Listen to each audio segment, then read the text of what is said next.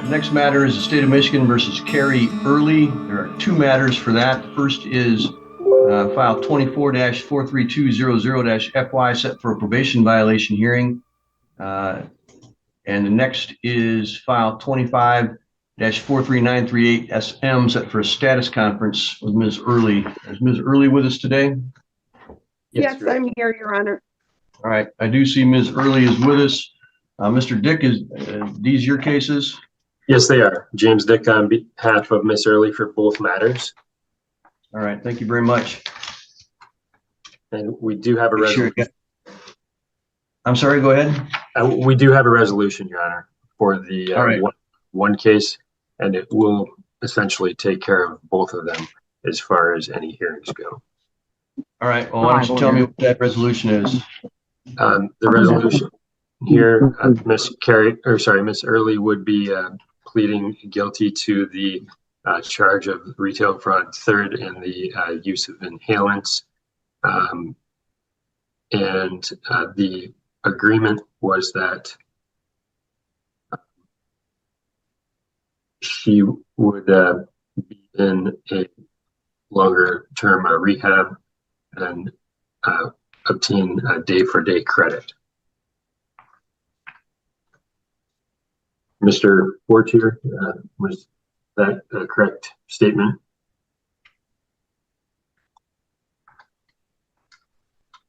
Oh. Is this for a probation violation? No, this was the underlying case. My apologies, because the underlying case resolves, I think, both of the matters. Sorry, I thought it was a probation violation, so I wasn't paying attention. Let's see.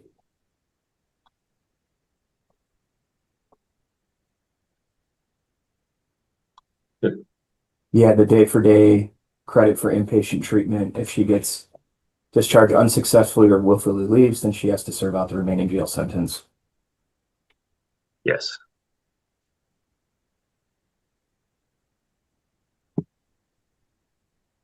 And Ms. Hill, is that acceptable as a resolution of the probation violation as well?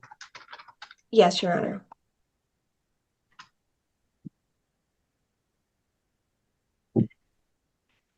All right, Ms. Early, let me make sure that I understand this and that you have the same understanding as well.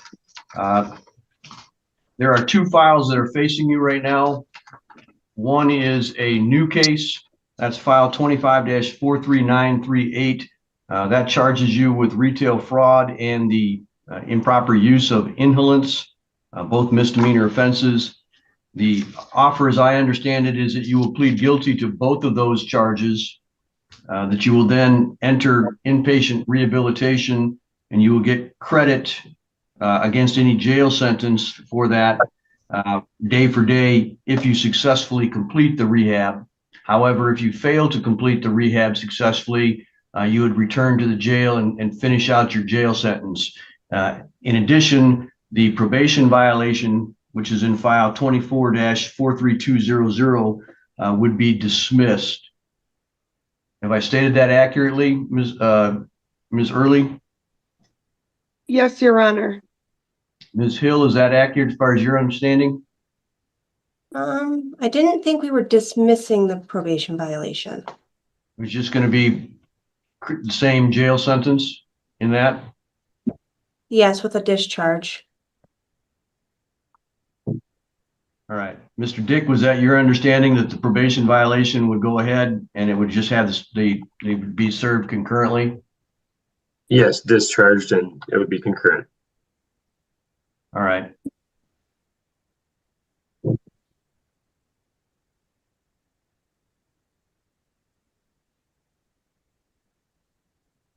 Ms. Early, do you understand that concurrent means that the jail times would be and the release to rehab would be served at the same time? Yes, Your Honor, I believe so. All right. Having heard all of that, is that what you want to do? Yes, I am currently at Harbor Hall in treatment. I'm working really hard to stay sober. I have a lot of things in place, including a sponsor, group counseling, individual counseling, and lectures and all. Yes, I'm doing a lot to work hard at this, Your Honor. And yes, that is All right. plan. Sounds like a good opportunity for you to take advantage of. So I commend you on getting over there and starting the hard work that it takes to get rid of this problem that you have. So I appreciate that. So in order to take advantage of this deal, you would need to be understand. Mr. Knack, if you could turn off your audio, please, so it doesn't feed back into the courtroom. So, Ms. Early, you need to understand that you would be giving up your right to have a trial because you'd be making a plea or admitting your violations of the law. Do you understand that? I do, Your Honor. All right. Here are the things that you would be giving up. You have a right to have a trial before a judge or a jury. You'd be giving up your right to having your attorney represent you at that trial. At trial, you'd have the right to see, hear, and question all the witnesses against you. You'd have the right to produce your own witnesses and evidence and get an order from the court called a subpoena to require those witnesses to appear and testify. At a trial, you could testify or you could remain silent. And if you chose to remain silent, that would not be used against you. At trial, you'd be presumed innocent until proven guilty beyond a reasonable doubt. And that burden of proof would remain with the prosecutor at all times. Finally, at a trial, you'd have the right to automatically appeal any error at that trial. However, if you enter a plea, you'd be limited to asking the court for permission to appeal, and that might not be granted. You understand that those would be all the rights that you'd be giving up if you enter a plea today? I do. Knowing all of that, is that still what you want to do? Yes, Your Honor. All right. I need to take some testimony from you, so would you raise your hand so I can swear you in? Swear the testimony you will give will be the truth, the whole truth, and nothing but the truth, so help you God. Yes, I agree. Go ahead and put your hand down then. Other than this plea agreement, has anybody promised you anything to get you to plead today? No, they have not, Your Honor. Has anybody threatened you in any way to get you to plead today? No, Are you doing this of your own free choice and free will? I am. All right. The charges against you in the new misdemeanor file include that you did commit the offense of retail fraud in the third degree by stealing property from a store that was open to the public of a value of less than $200. Is that what happened? Yes, Your Honor. Which store did you enter and do that at? Menards. All right. And what did you take from the store without paying for it? I took 2 cans of electronics duster. All right. And you knew at the time that they were offered for sale, Yes, I did, Your Honor. and you took them without paying for them. Is that correct? Yes, I did. All right. The second charge is that you improperly used what is sometimes called inhalants, or you huffed something. What did you do for that? I used the cans of electronics duster that I had. When you say you used it, what did you do with them? I was huffing them. All right. So you inhaled the contents of the can? I did. All right. And you knew that that was an inhalant, something that you could use to get high or something similar to that? Yes, All right. And you did that all on August the 11th here in Otsego County? yes, Your Honor. All right. Mr. Dick or Mr. Fortier, any other additional questions as to the factual basis? No, Your Honor. No, Your Honor. Either attorney aware of any other promises, threats, or inducements not stated on the record? I'm unaware of any, Your Honor, and I do believe you've complied with court rule. None and the same, Your Honor. All right. Thank you. All right. I will accept the pleas that Ms. Early has given me. I do find them to be knowing, intelligent, and voluntary based on her answers to my questions. And I do believe she's given me a proper factual basis, admitting stealing cans of inhalant from the store at Menards here in Gaylord and not paying for them, and then using the substances in the cans to huff or inhale the substances. So I will find that she has given me a proper factual basis as to each one and will accept it. Let me catch up with my paperwork.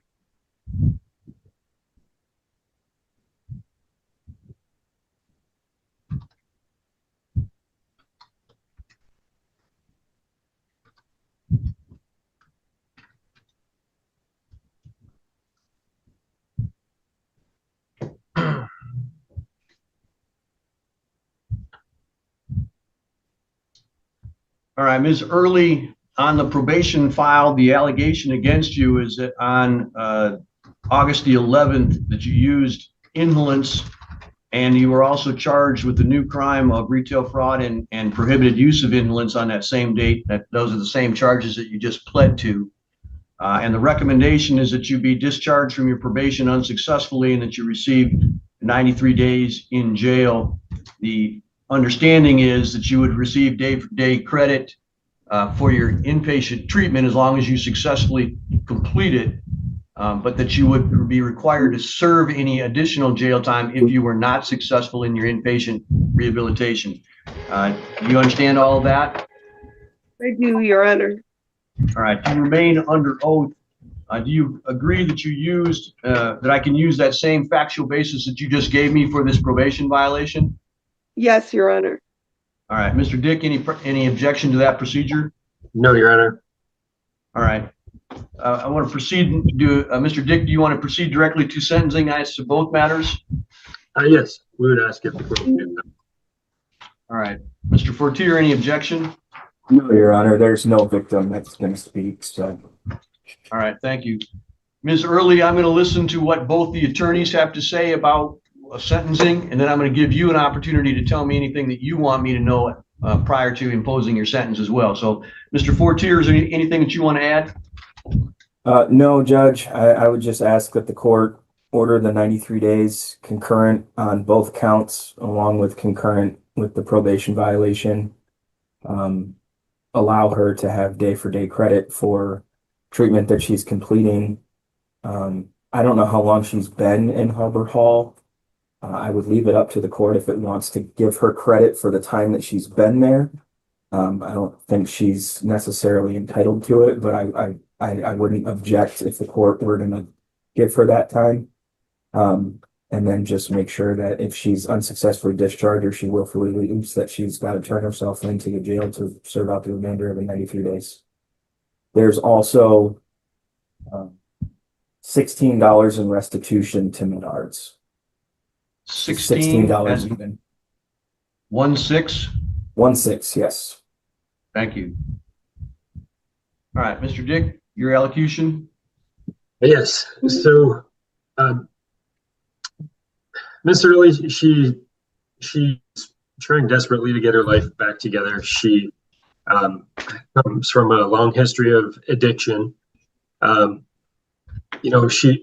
She went to Harvard to try to work on herself, trying to figure out what keeps drawing her back into this addiction. She does see a therapist individually and in a group setting there. She's been there since a few days after this incident, and she is participating fully in all of the programs that are offered at Harbor Hall.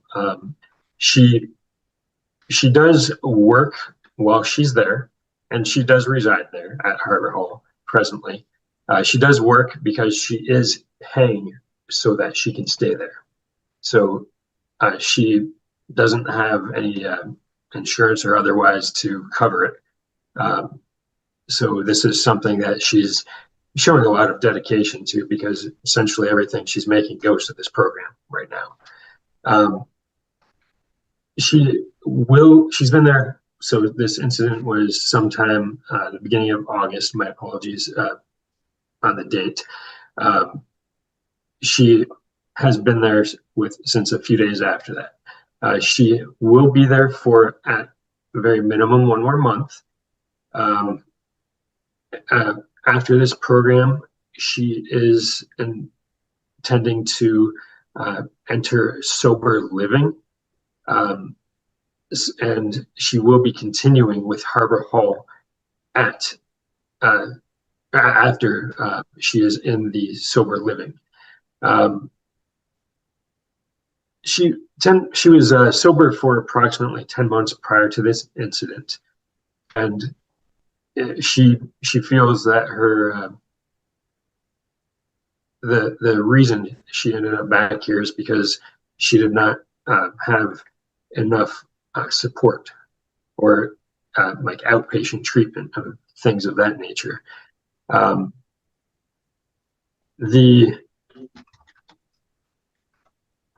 The key to her maintaining her sobriety is going to be her community that she presently is in and the surrounding that she's built. Petoskey, with the sober living that is available there, and the people that she's met and the counselors and therapists at Harbor Hall, they've given her something that she feels strongly that will help her be successful this time in her life, because she doesn't want to go back into where she was with the addiction. And she essentially, she's putting everything in place and doing everything that she can to make sure that it never happens again. That being said, Your Honor, any fines and costs, we would ask that the court perhaps allow some time to pay, because as I mentioned, she is paying specifically for this program. I don't have anything else at the present. I believe Miss Early would like to say a little something as well. All right, thank you, Mr. Dick. Ms. Early, any comments that you have? Yes, Your Honor, I apologize for starting to talk earlier. I thought that was the appropriate time. I just, as I said, I'm working really hard to stay sober. I feel that I've built a family of support here in Petoskey. And I am paying to stay at Harbor Hall because the insurance that I had it only paid for a short time here. However, I did not feel that was long enough.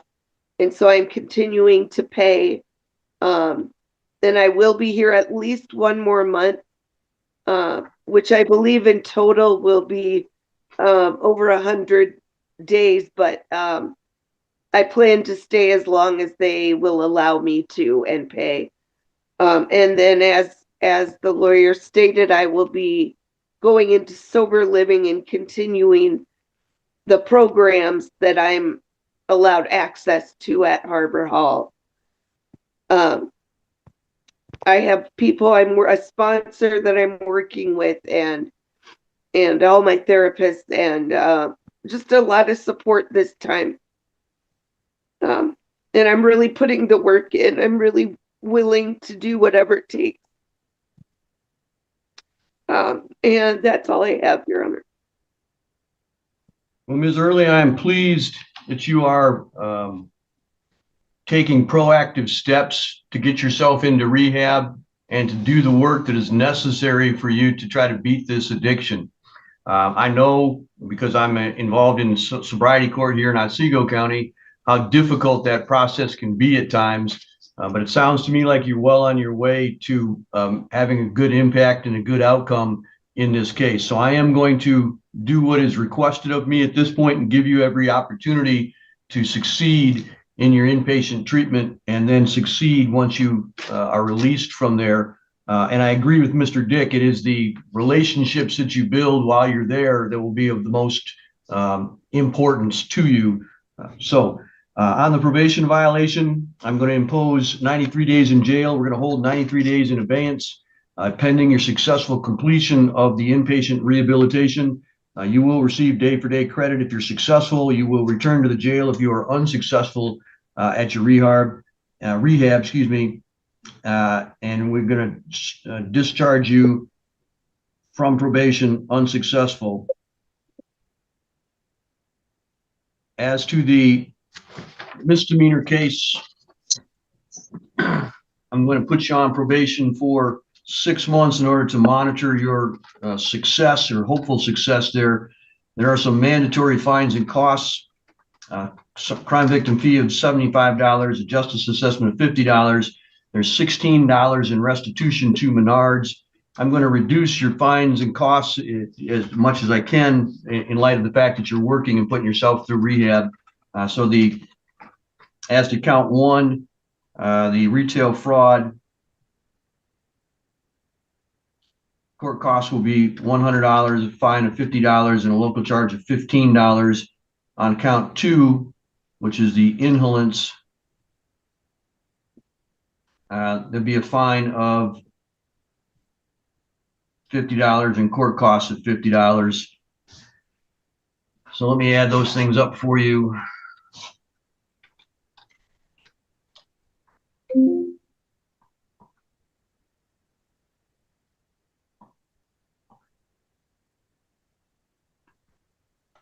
A total of $406. You can pay that over the course of your probation.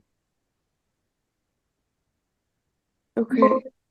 You may perform community service work in lieu of some of those fines and costs. If you can't find the money to pay it off, you may work it off under the community service process. I'm going to require you to enroll, as you already have, in the inpatient rehab at Harbor Hall and successfully complete.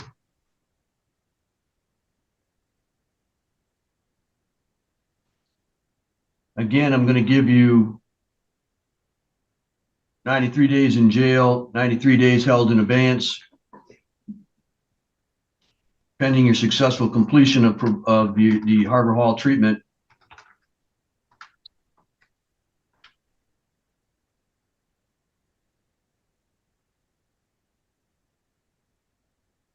And you'll get day-for-day credit if you're successful.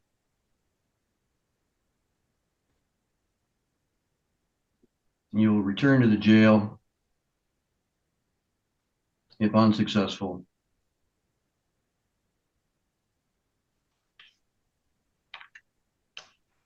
While you're on probation, there is to be no consumption or possession of alcohol or drugs. No entrance into a business where alcohol is served by the glass. That means you can go into a restaurant that happens to serve alcohol, but you can't go into a bar that happens to serve food. Do you understand that? Okay. Yes. All right. There will be drug and alcohol testing at the discretion of the probation.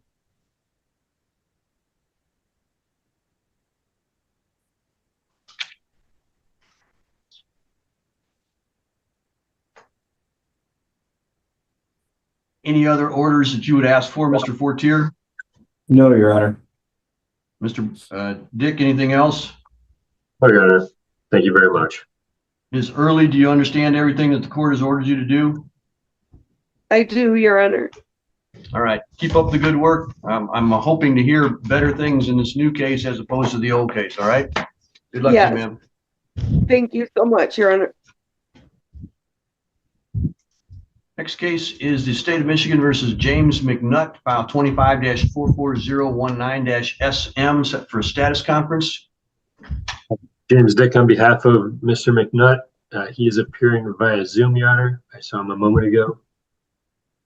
All right, there's Mr. McNutt. I do see him on the screen. Mr. Dick, do we have a resolution of this matter? Yes, Your Honor. Mr. McNutt would like to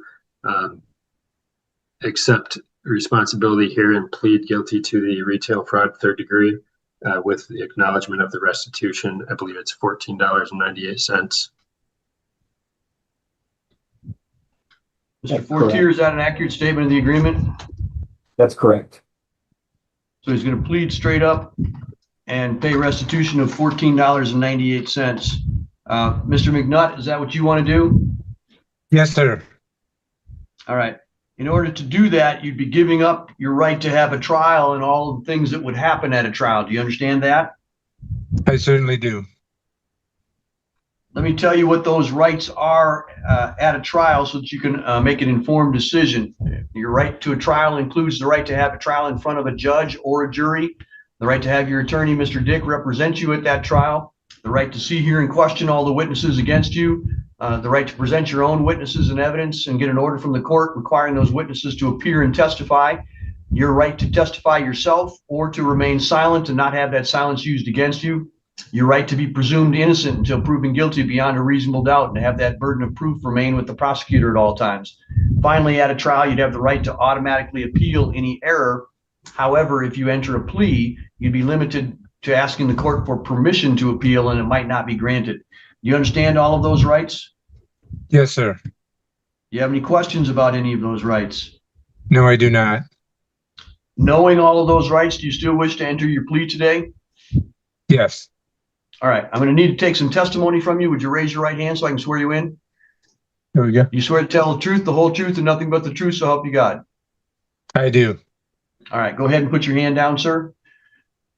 Has anybody promised you anything other than this agreement in court to get you to plead today? Not in the least. No. All right, has anybody threatened you in any way to get you to plead today? No. Are you doing this of your own free choice and free will? Yes, I am. All right.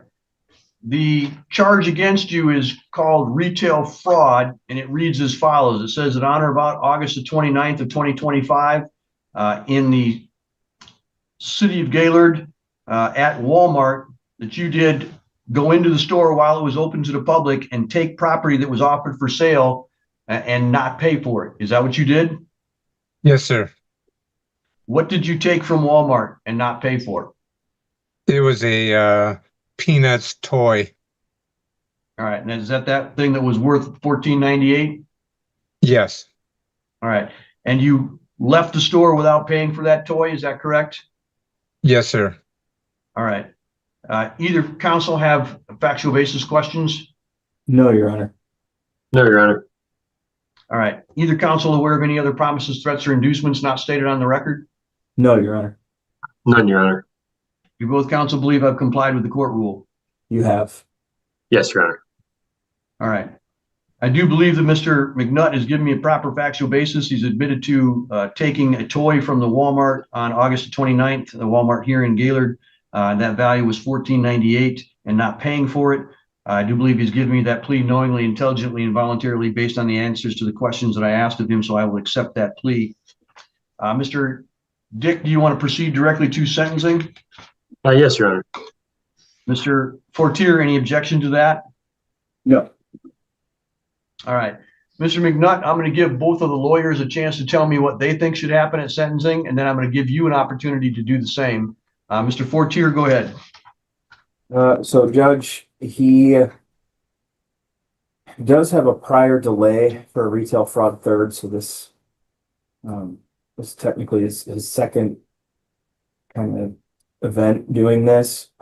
Even though it was only $14.98 worth of merchandise that was taken, he still should know better. So I would ask that there be at least a short term of probation wherein maybe some work camp, a couple days of work camp is ordered in order for him to kind of get the point driven home that you can't take things that don't belong to you.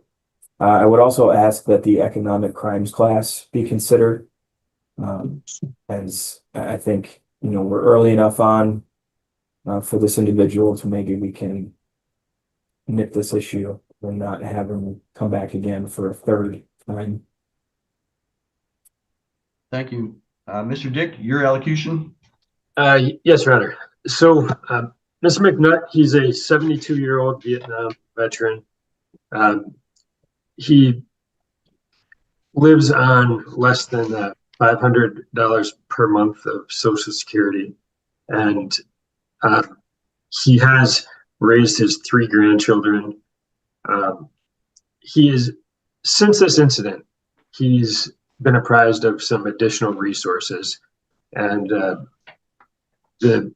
he's been in contact with some of the VA resources to establish some of his benefits that he may be entitled to, which would perhaps take care of some of the financial difficulties and would help deter any further issues of this nature, even though Mr. McNutt is already embarrassed and takes full responsibility for this particular incident. I do not believe that he will ever do this again. And I do think that, Your Honor, with if the court is requiring a brief period of probation, I believe that Mr. McNutt will successfully complete that. However, I'm not sure of his capabilities as it pertains to work camp, just at his age.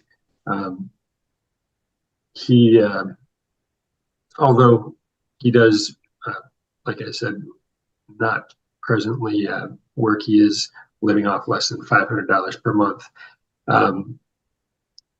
I would ask that the court takes into consideration his financial status in assessing fines and costs. And I will leave the court with his last piece. I did tell Mr. McNutt if he needed some additional assistance in finding the proper veterans agency to help him obtain some benefits and whatnot, that I would be here to assist him. Mm-hmm. All right. Mr. McNutt, is there anything that you want me to be aware of?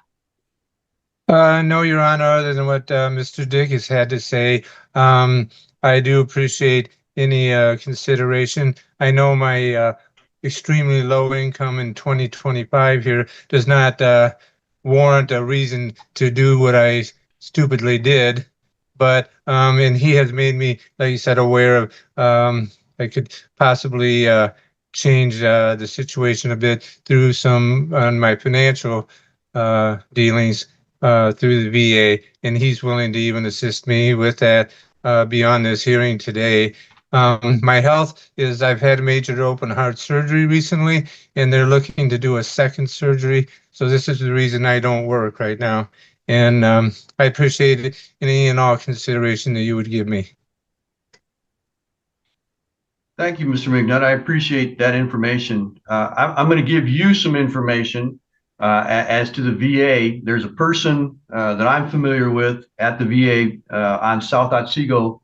Her name is Tricia Myers, Meyers.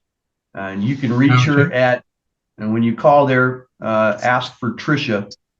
She is the Veterans Justice Outreach Coordinator. She's actively looking for people such as yourself that may not be aware of their veterans benefits and are involved in the criminal justice system. So she's looking for people like you to be able to assist with their veterans benefits. And I would ask you to call her and ask her to help you access the benefits that you're entitled to, that you have earned by virtue of your service. So I want to make sure that you're aware of that.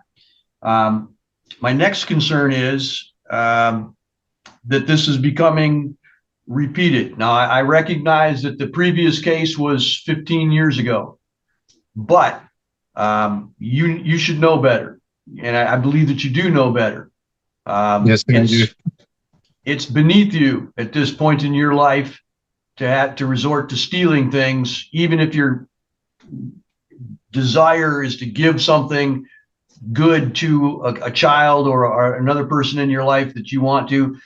You didn't earn it. You're taking from somebody else. That's taking food or taking money or taking property from somebody else, even if it is a big corporation. They got to pay their workers too. And I think you understand all of that. It's it's about duty and honor, right? Yes, sir. So don't dishonor yourself in your prior service by doing this again. Okay. I am going to take into account your limited financial circumstances and your physical, I don't want to call it a disability, but your physical circumstances that don't allow you to work right now.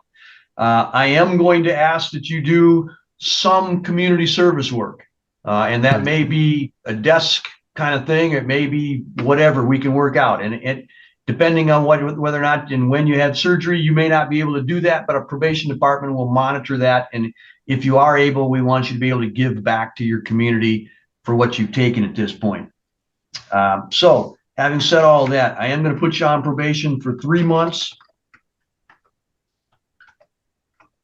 I'm going to waive the probationary oversight fee because of your financial limitations. There's a mandatory crime victim fee of $75 and a mandatory justice assessment of $50. And we have a restitution amount of $14.98 that has to be given back as well. I will reduce the court costs to $100, local assessment of $15, and a fine of $50. Let me add all that up for you.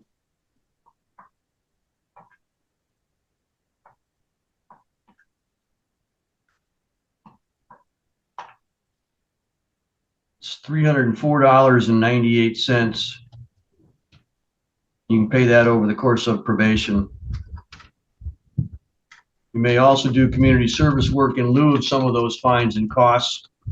And then I'm going to ask you to do 8 hours of community service work as a means of giving back to the community as well.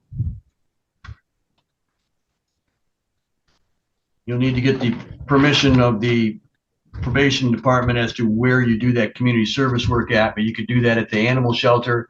Quite frankly, you could do that at the anything for veterans as well, as they're a community service organization. Anything like that that you are able to do physically would be acceptable to the court. I want you to enroll in and successfully complete the economic crime class. If you're unable to afford that, you may be able to have some resources from the Veterans Administration. They may be able to assist you with that, or the probation department can determine whether or not that needs to be waived.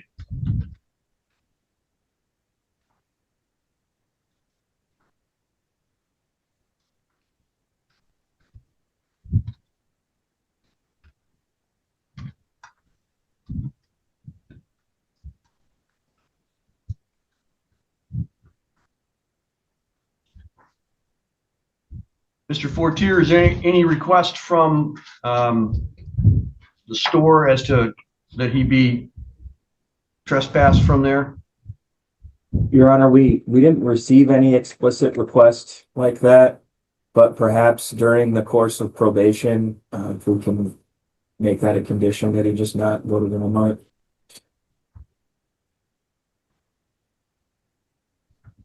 Or if he needs to utilize Walmart for, say, grocery shopping or something, he just needs to utilize the pickup service. All right, Mr. McNutt, do you have any problem using some other store other than Walmart for the next 3 months? But I don't. All right. I am going to say then,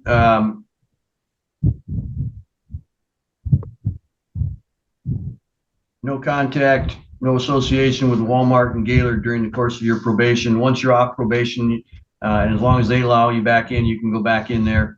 I think that will be sufficient for today's purposes.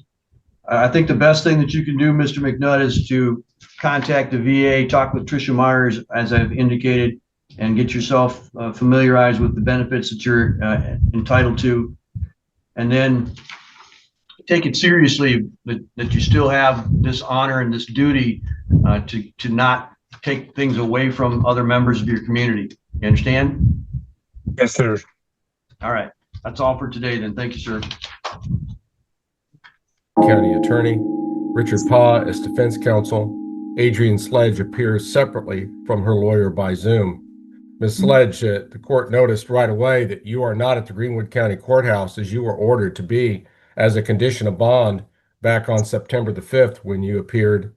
I don't understand why you're not there. I was having a hard time setting up transportation to get there. So if I conducted this hearing in person, you would have defaulted on that appearance. Yes, sir. I'm not very happy with this, Ms. Sledge. I understand. All right, there are numerous allegations before the court regarding alleged violations of the terms and conditions of probation in this case. One being that the defendant submitted numerous urine samples which were positive for illegal substances, one for positive for alcohol, another urine sample that was diluted, and then failure to re-engage in substance abuse treatment as directed by her ISO, Mr. Ketley.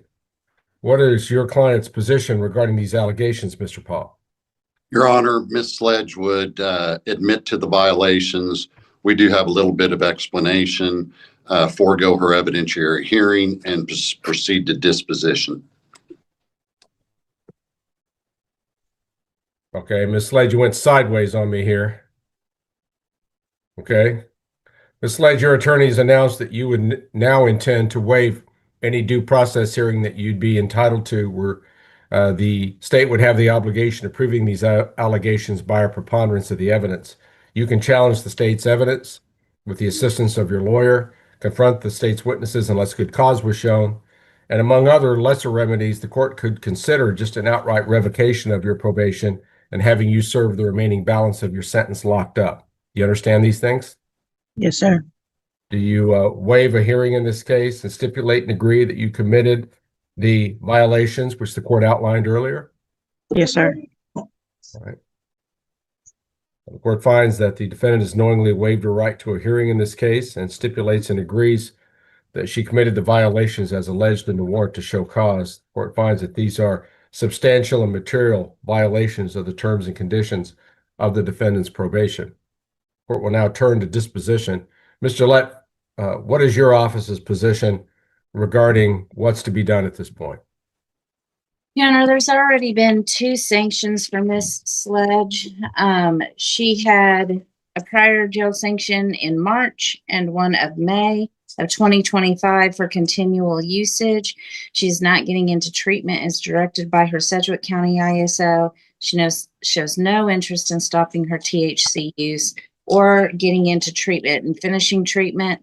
The recommendations that were given to me by the ISO and from my office are both that she serve her underlying sentence, as she's already had 2 sanctions of 2 days that have been imposed for continual use.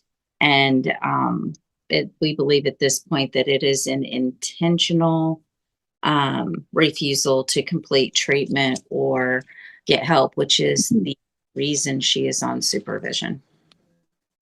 Very well. Mr. Paw, what is the defense counsel's position regarding an appropriate disposition here? Your Honor, Miss Sledge is on disability. She does not have insurance at this moment. That was what was hanging up her engagement in substance abuse treatment. As for the previous probation violations as outlined by the state, she just immediately waived any right to hearings on both of those, Judge. She was never brought in front of you. She just went ahead and took care of those. Judge, I would ask for an appropriate sanction and reinstate her so she can re-engage in her substance abuse treatment. Okay, what would her plan be for re-engagement in substance abuse treatment? You talk about an insurance problem.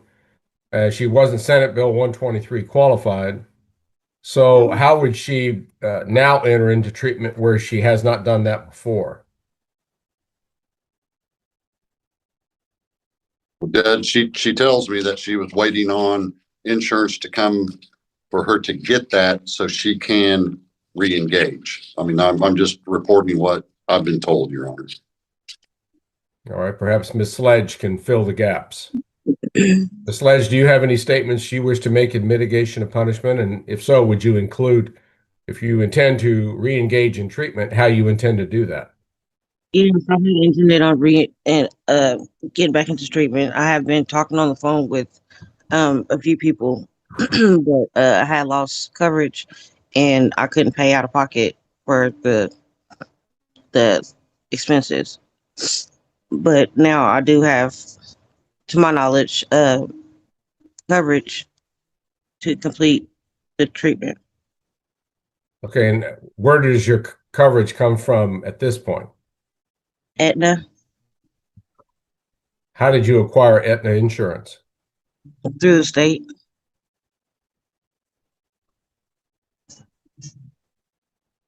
Is there a program in particular that you want to enter?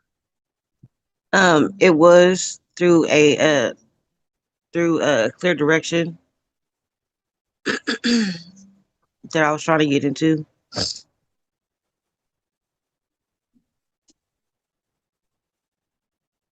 Are you working currently, Ms. Sledge? No, sir, I'm looking. There was some mention, I think, of disability. Yes, sir. Okay. So what type of disability are you on? I believe it's medical. Okay. Medical disability. Really, my question was, is this Social Security disability? Yes.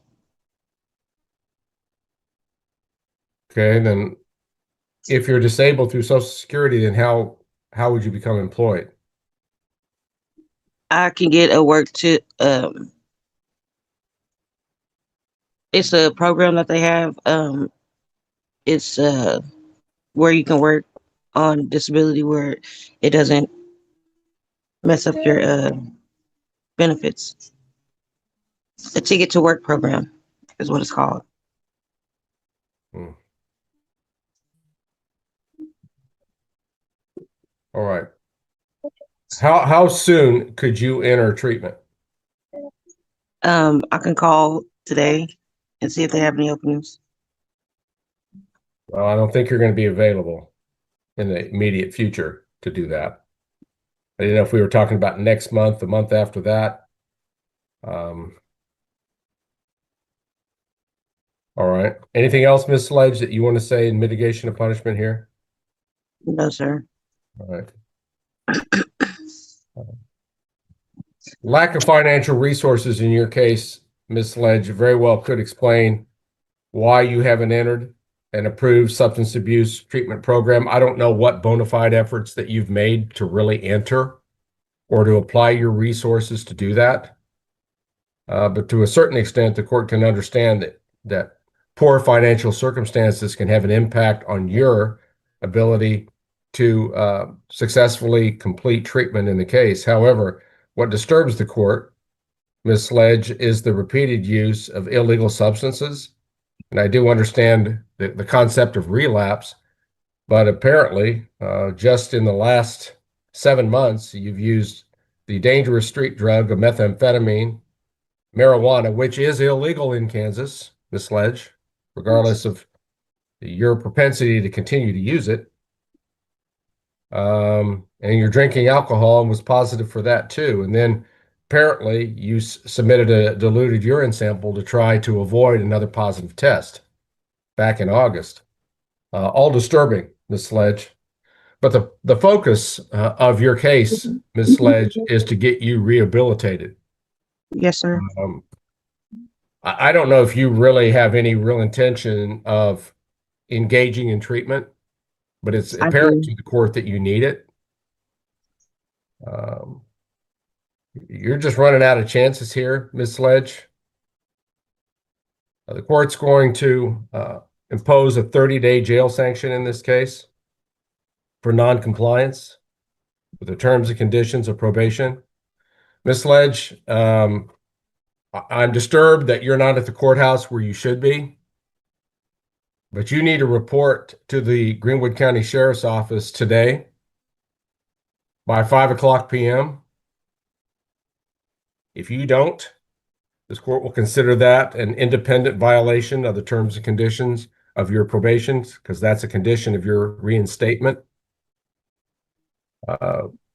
Ms. Gillette, do you know off the top of your head just how much probation period she has left?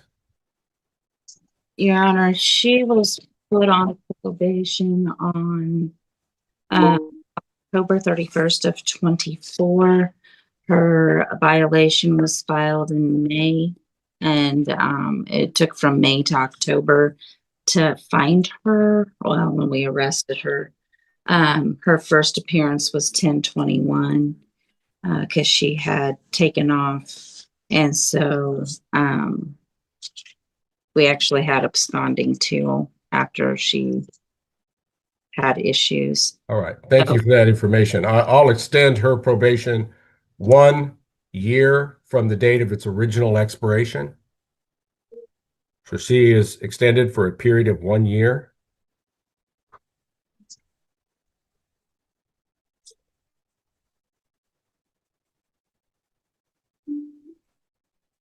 The defendant is ordered to satisfy any uncompleted condition of her original probation orders. It would appear then that she's now extended to the date of October 31 of 2026.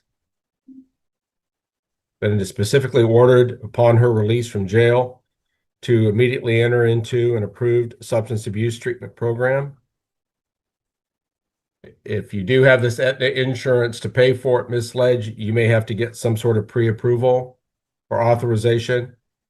And whatever program that they're willing to pay for, you need to enter. I hope it's clear direction, since that's apparently the program you want to enter.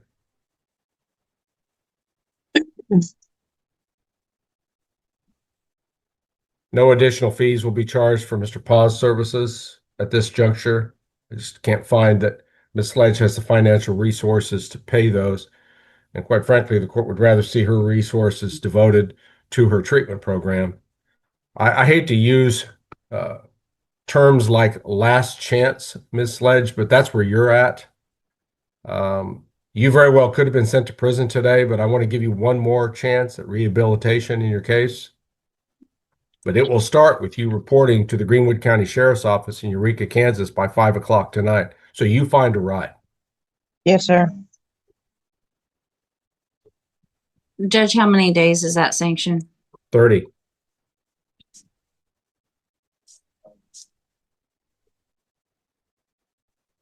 And I hope that gets your attention one last time, Ms. Sledge. Yes, sir. You have any questions about the court's orders made today, Ms. Sledge? No, sir. Mr. Pa, do you need any clarification regarding the court's current orders? No, Your Honor. Thank you. Okay. Ms. Gillette, anything further from your perspective? I can't think of anything else, Your Honor. Okay.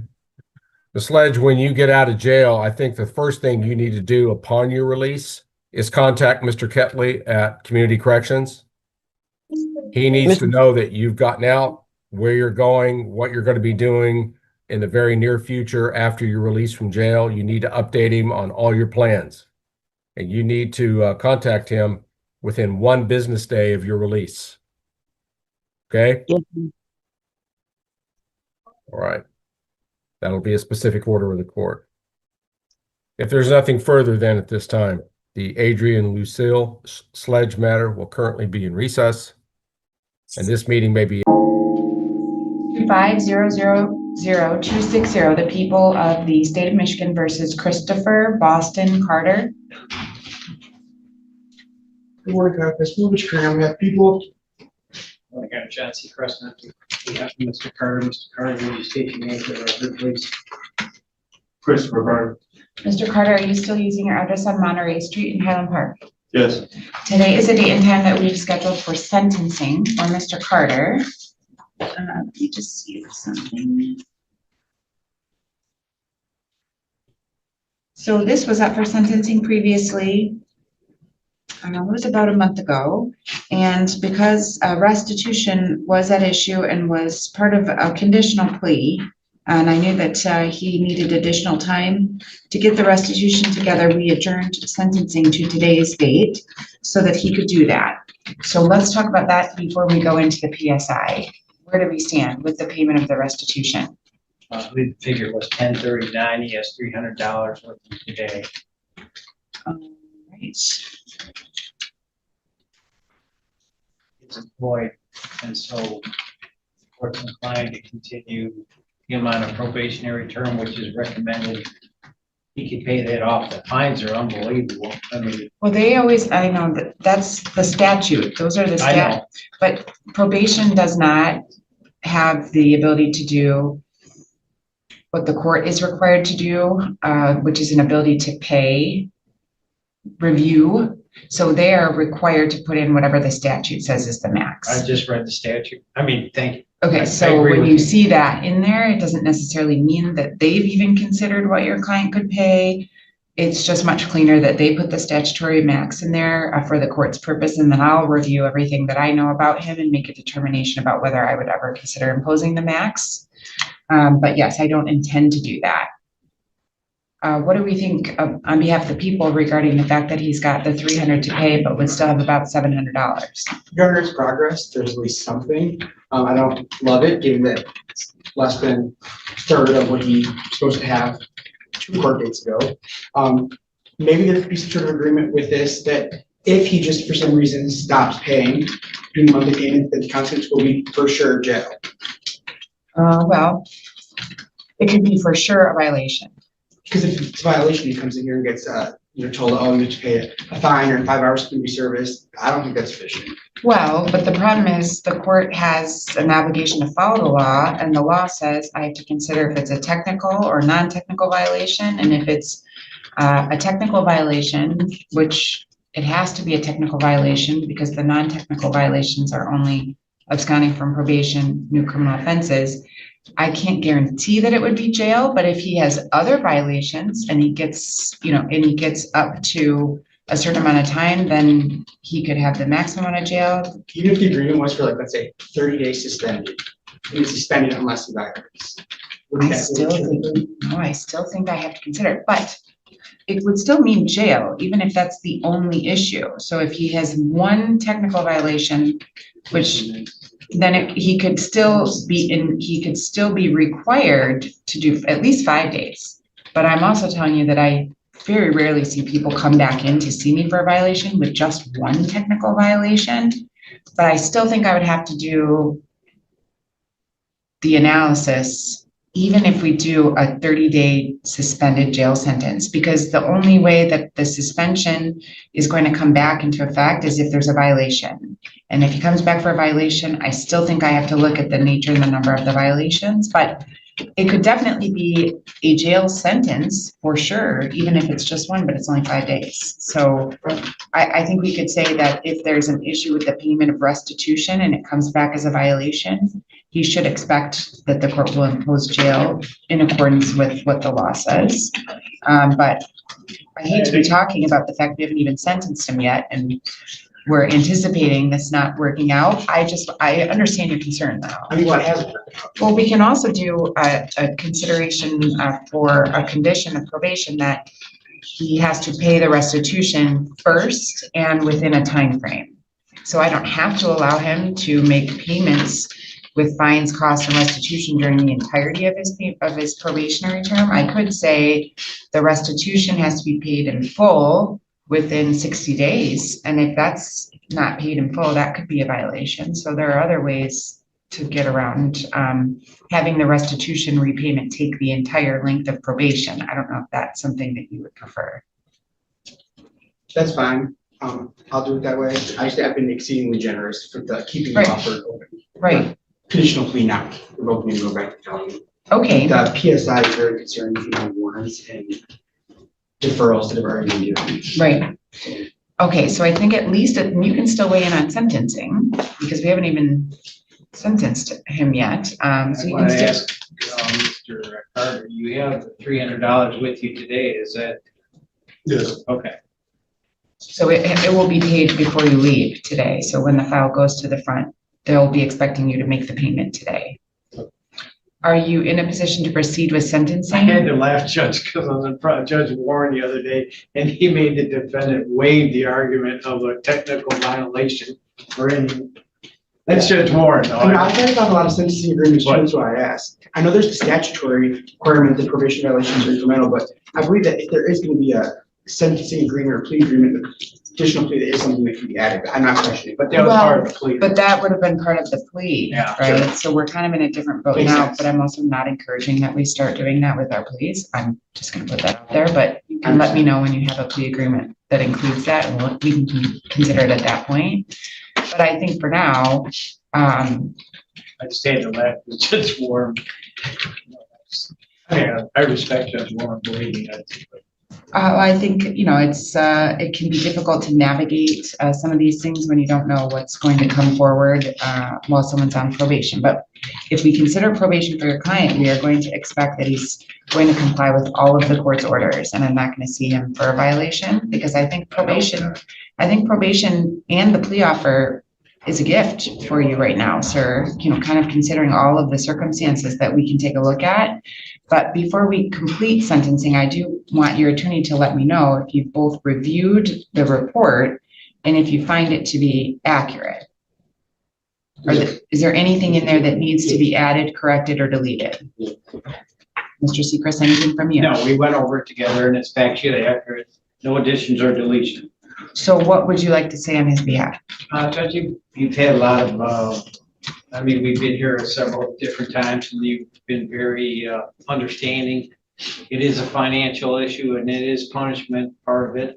Both those factors, restitution and fines. And I'd ask for, it appears that he is the sole provider for the household.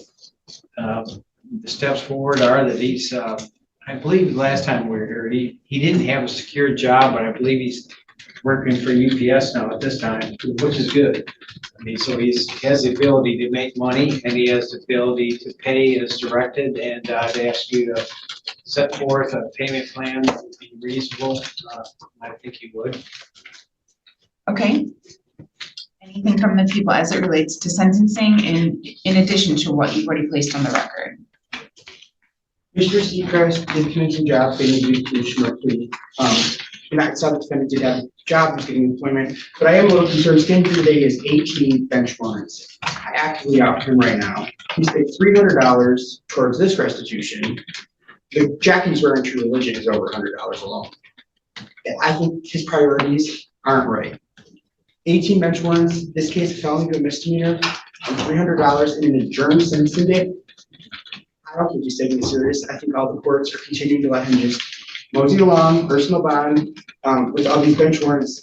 He comes with a new case, doesn't have to handle those. He's allowed to, I just don't think there's accountability here. I understand the money's an issue, but we look at all of the things together and right here, the jacket example is perfect. I pay rather than getting a designer jacket, you go and pay the restitution, you can pay one of the bench warrants off.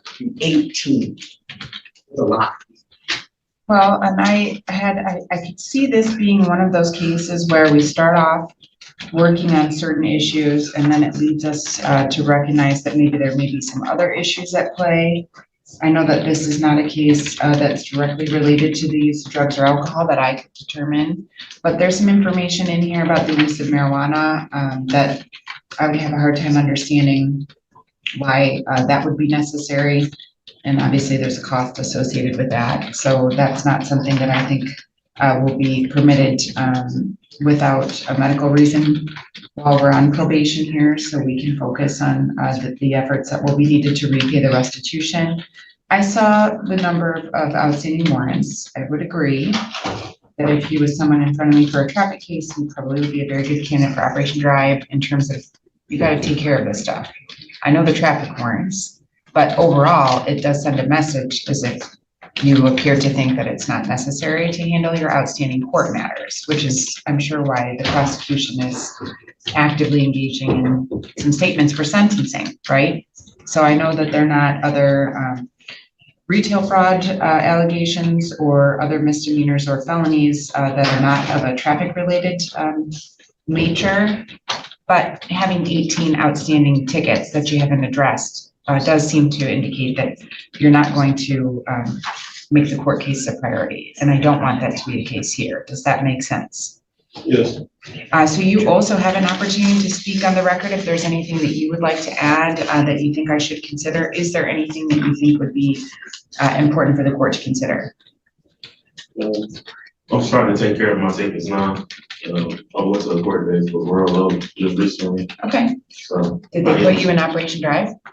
Yes. They did? Yeah.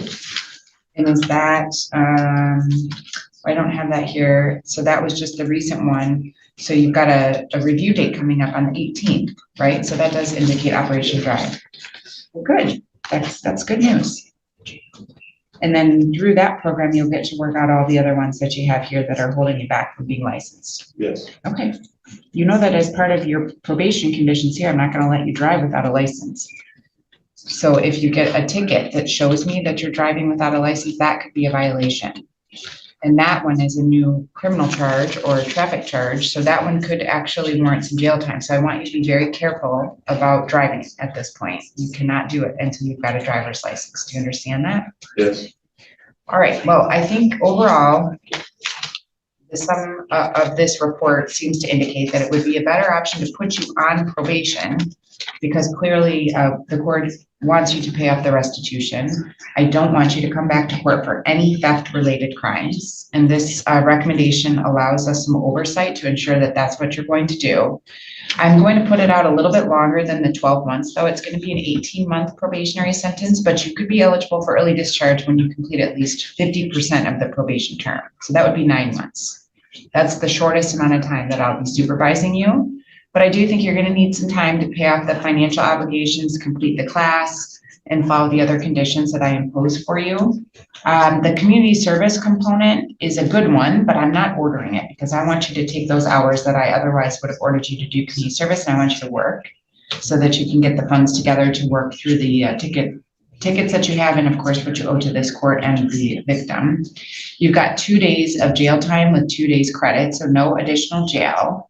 At this point, I don't want there to be the use of any illegal drugs or drugs without prescription. I'm not going to test you right now, but at some point, if this appears to become an issue while you're on probation, you could be sent for a test. And I would expect that the results would indicate to the court that you're not using anything illegal or without a prescription.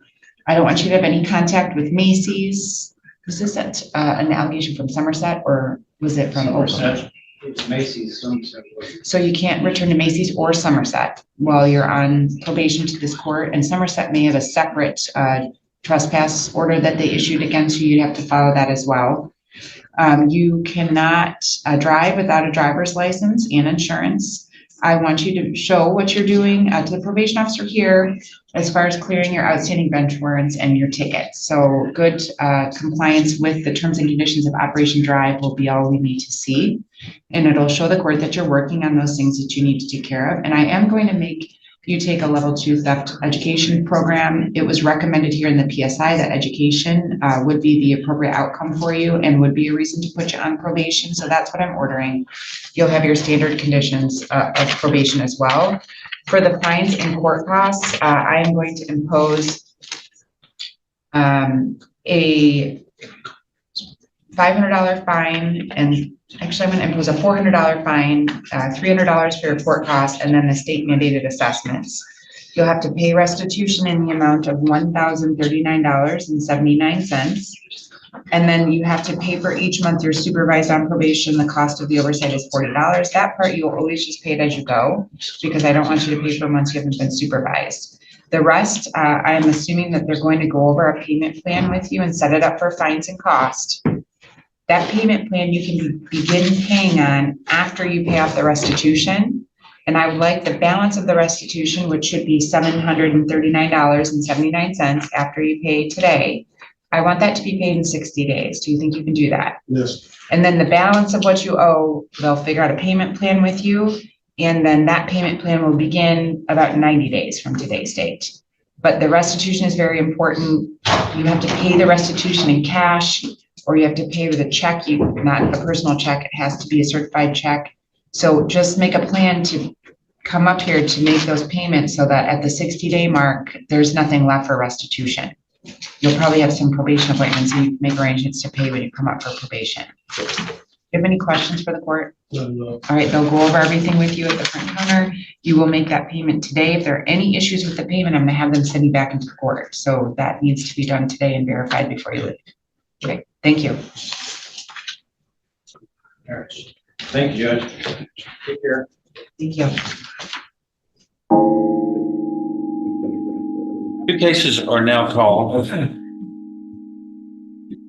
21-37169 and 37728. The state of Texas versus Rahim Jamal Prevost. That's you? Yes, sir. with Mr. Kimber, your attorney, and the state's attorney. Does the defendant waive formal readings of these motions to revoke probation? Can we proceed in summary? He does, my man. And we'll put this, we'll take these up together. Raise your right hand, sir. Do you solemnly swear or affirm any statement you make during these hearings will be the truth, the whole truth, and nothing but the truth, so help you God? Yes, sir. Lower your hand. In summary, these motions to revoke probation similarly allege that on October 24th, 2022, in this court, you were placed on 10 years deferred or unadjudicated probation for aggravated assault causing serious bodily injury in 37169 and aggravated assault with a deadly weapon, a second-degree felony in cause number 37728.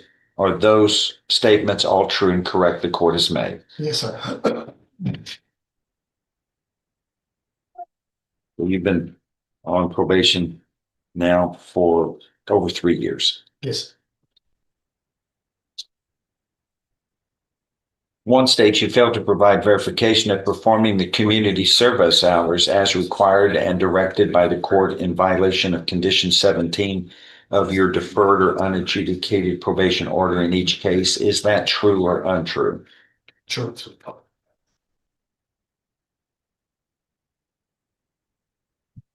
2, you failed to provide in each case, you failed to provide verification and participate in an education program for GED assistance in violation of condition 20 of your deferred probation order in each case. Is that true or untrue? True. I think that's true with an explanation. That's the college. So. Yes. 4, well, you've got 3 is failing to pay fees. One's $91 in arrears, the other's $15 in arrears. I'm not going to revoke somebody for second-degree felonies for that. Yes, sir. But you have to pay what you were able to pay timely on your probation fees, so you understand. Yes, sir. I will. 4, in each motion to revoke probation states you fail to have a GPS monitoring system installed until further, it says ordered, until further ordered by the court, and pay all fees. And that you failed to do in violation of special amendment in May 21st of 2025 to your probation office and as part of your probation order that was modified. How is that working now? Do you have such a thing?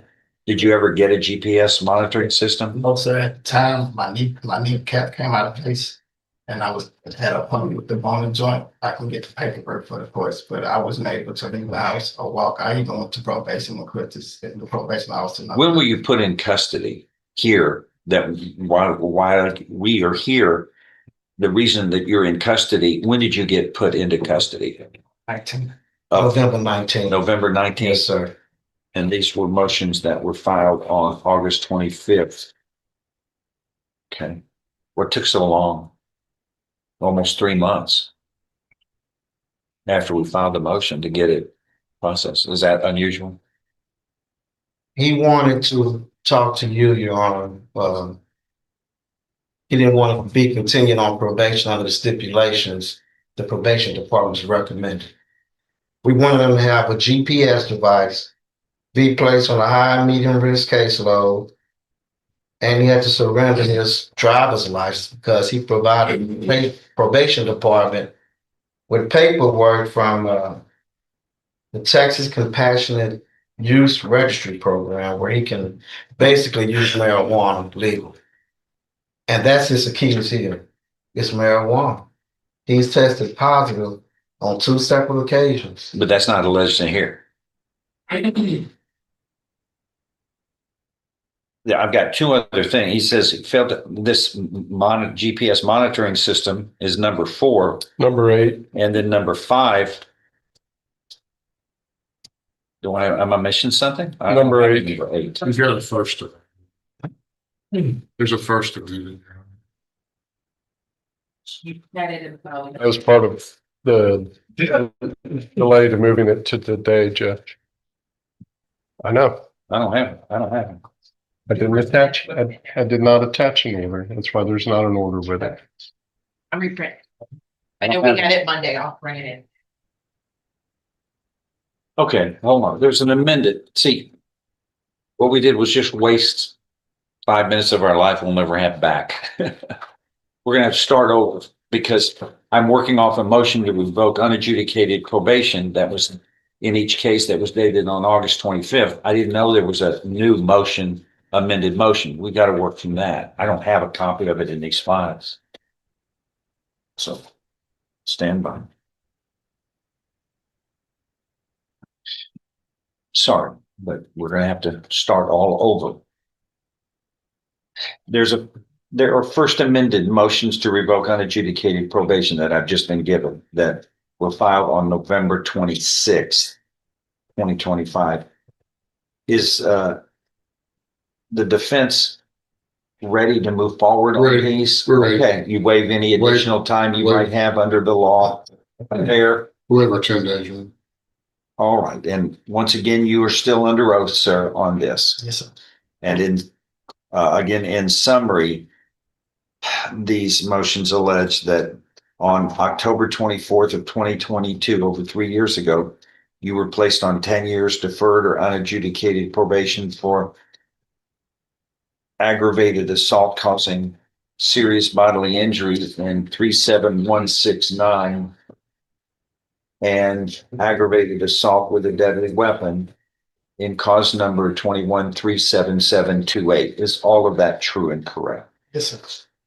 Once again, you have pleaded true to allegations 1 and 2 already, and I'm going to ask, do you continue to plead true to the allegations in the first amended motions to revoke probation in 1 and 2, which state on 1, you failed to provide verification of performing community service hours as required, and 2, failed to provide verification of participating in an education program for GED assistance?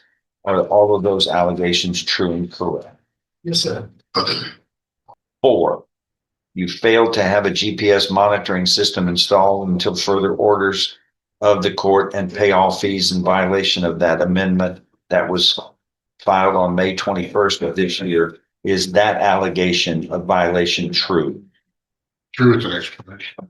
Is it true? Yes, sir. I'll give you a chance to explain that later. Thank you, sir.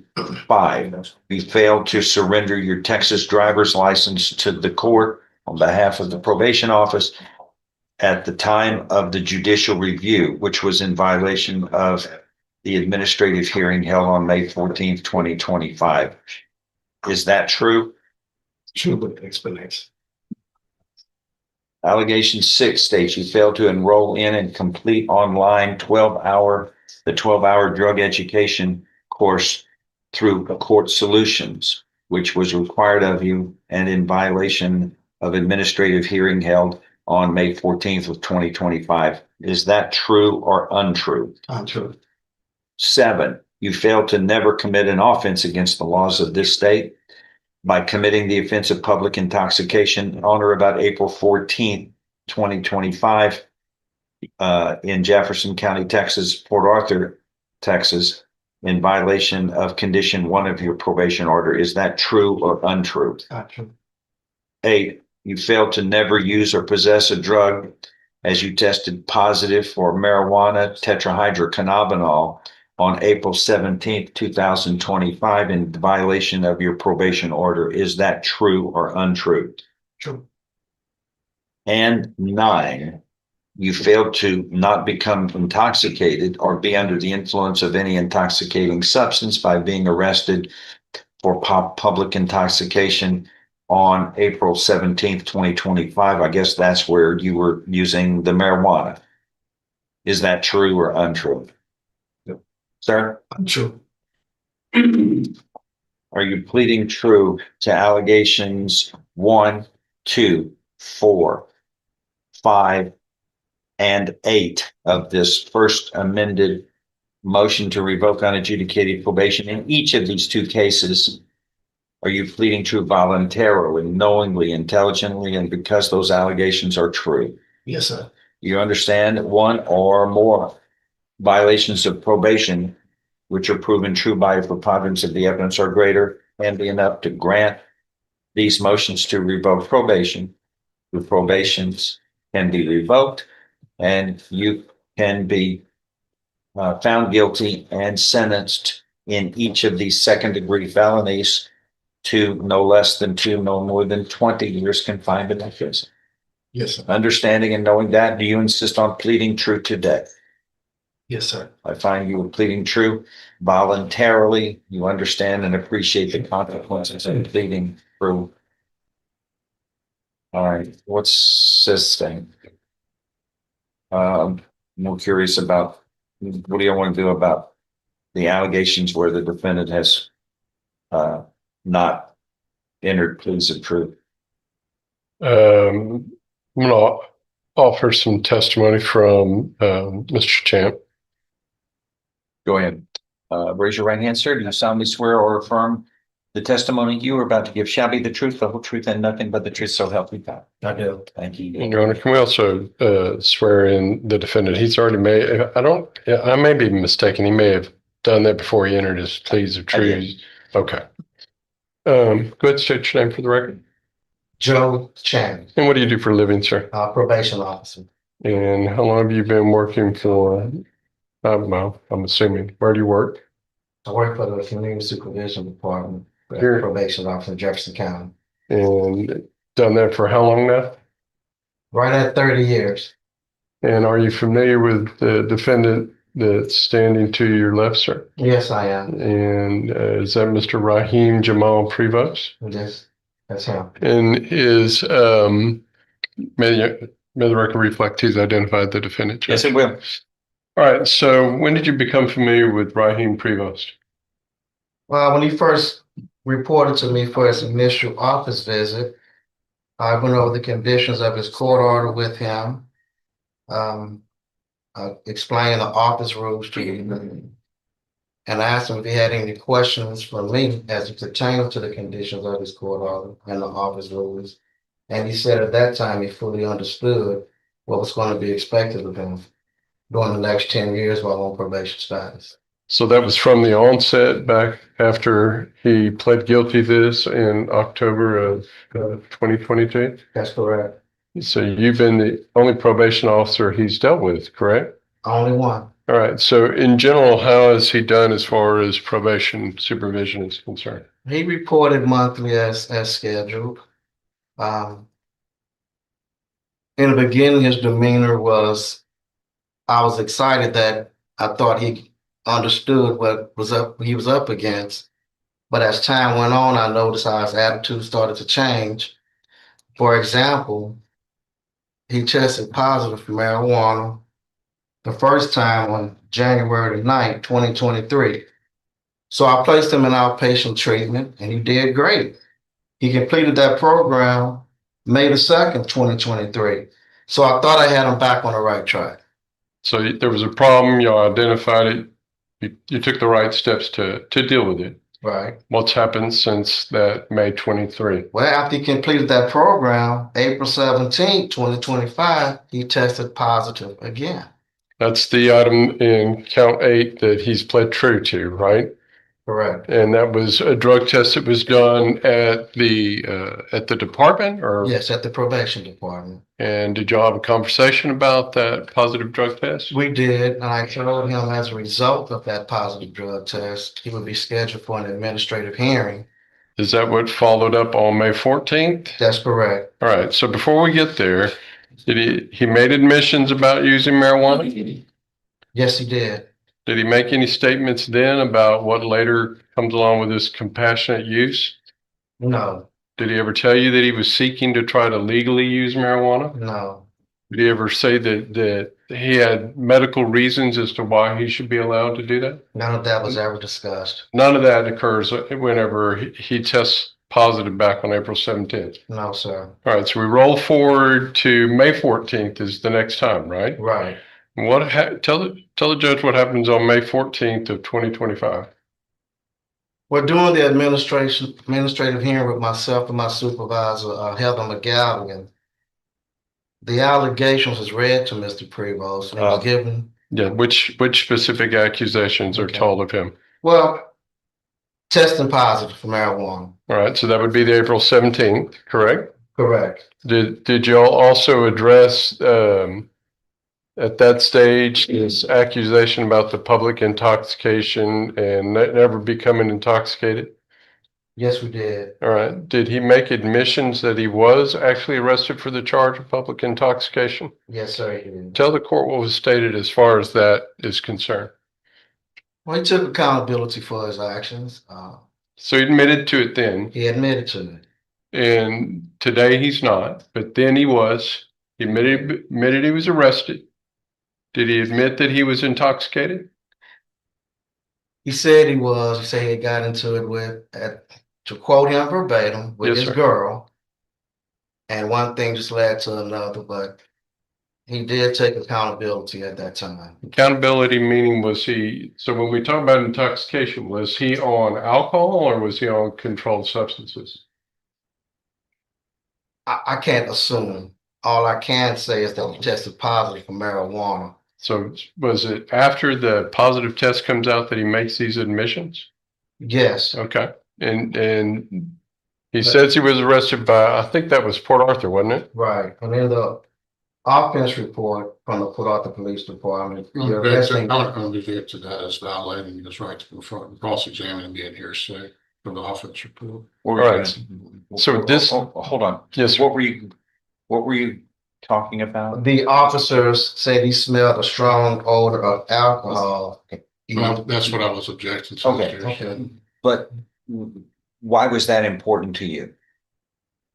Because he's not supposed to consume alcoholic beverages while on probation at any time and in any form. All right. So in this hearing setting where we were, did you and the person hearing the administrative hearing, that's Ms. McGowan, did y'all confront him with these statements? Yes, we did. What was his response? Not necessarily what the officers said, but what was his response about it? He took accountability for his actions. Which he did say that he was under the influence that night.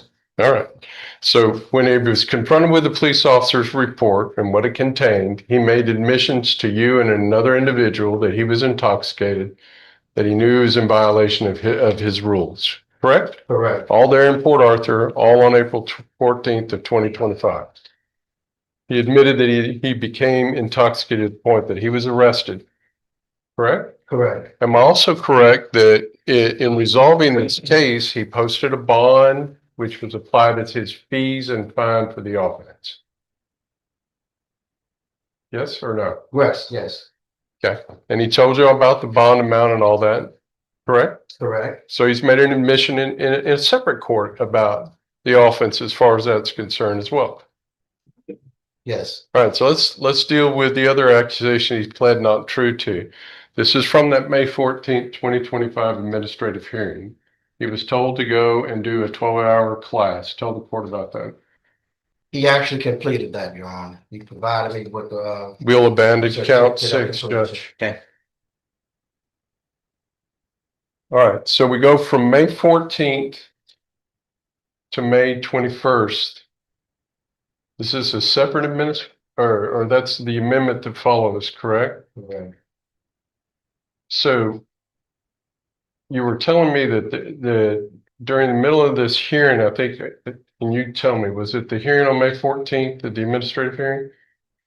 May 14th. The other date, I think, was That may have been when an amendment was signed. and it's also an office visit.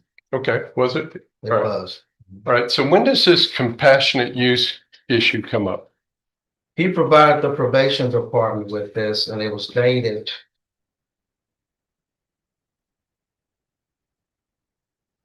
May 15th, 2025, and it's good for 1 year.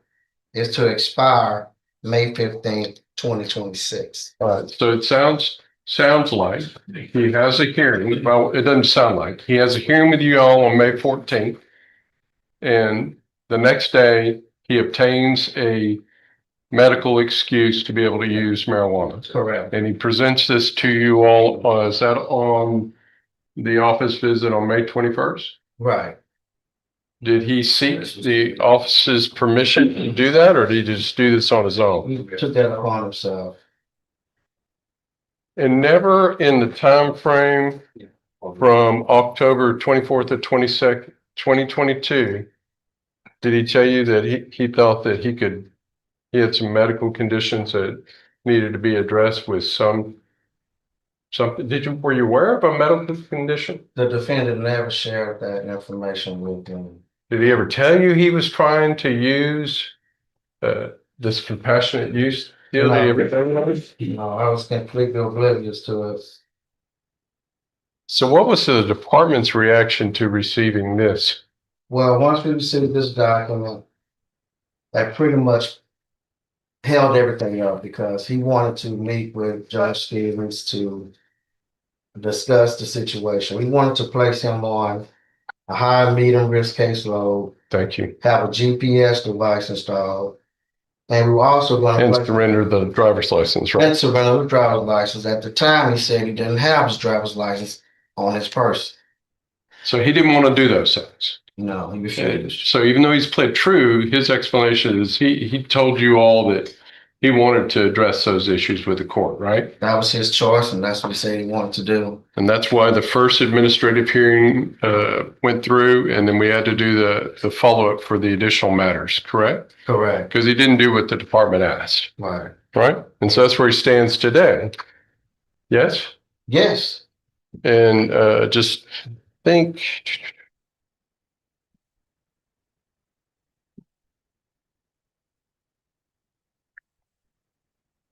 Go back to what time was that offense? When was he out? It was at 10:40 p.m. Is that in violation of his curfew? Yes. Right. So this accusation that is a part of counts 7 and 9 in this motion was in addition to that, a time frame in which he was actually supposed to be in at home, correct? Correct. All right. So as to the conditions that we're dealing with, Judge, I'm going to pass. I still want to, at some point in time, have Mr. Champ tell the court what his opinion is as to resolution, but I'll leave that for now. Yeah, procedure. Go ahead.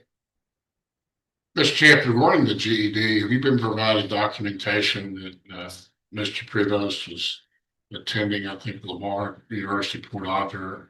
I received something after the fact.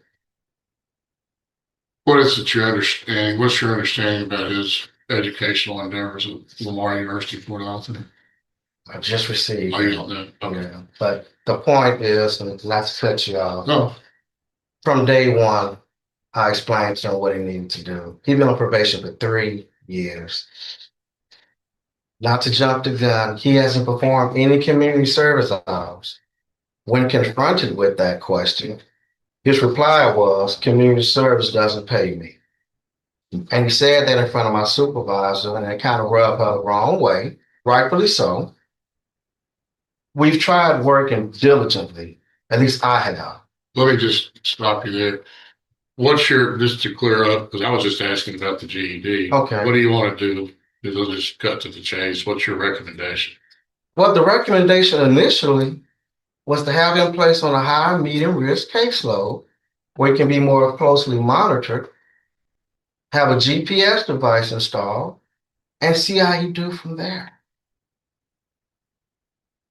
So that's your recommendation? Well, now my recommendation would be, I just don't see where he's taking probation serious enough for us to even want to continue to work with. So correct in understanding, I guess, what the recommendation might implicate as far as a sanction with Mr. Prevost, it could be something short of actual revocation, but perhaps some upfront time to gain his attention, to reset his mind in an appropriate manner so he would comply with the terms of probation, that we may be short of actually revoking, but maybe assessing some upfront jail time. Is that correct? I wouldn't be opposed to that. So something short of revocation. Yeah, I wouldn't be opposed to that.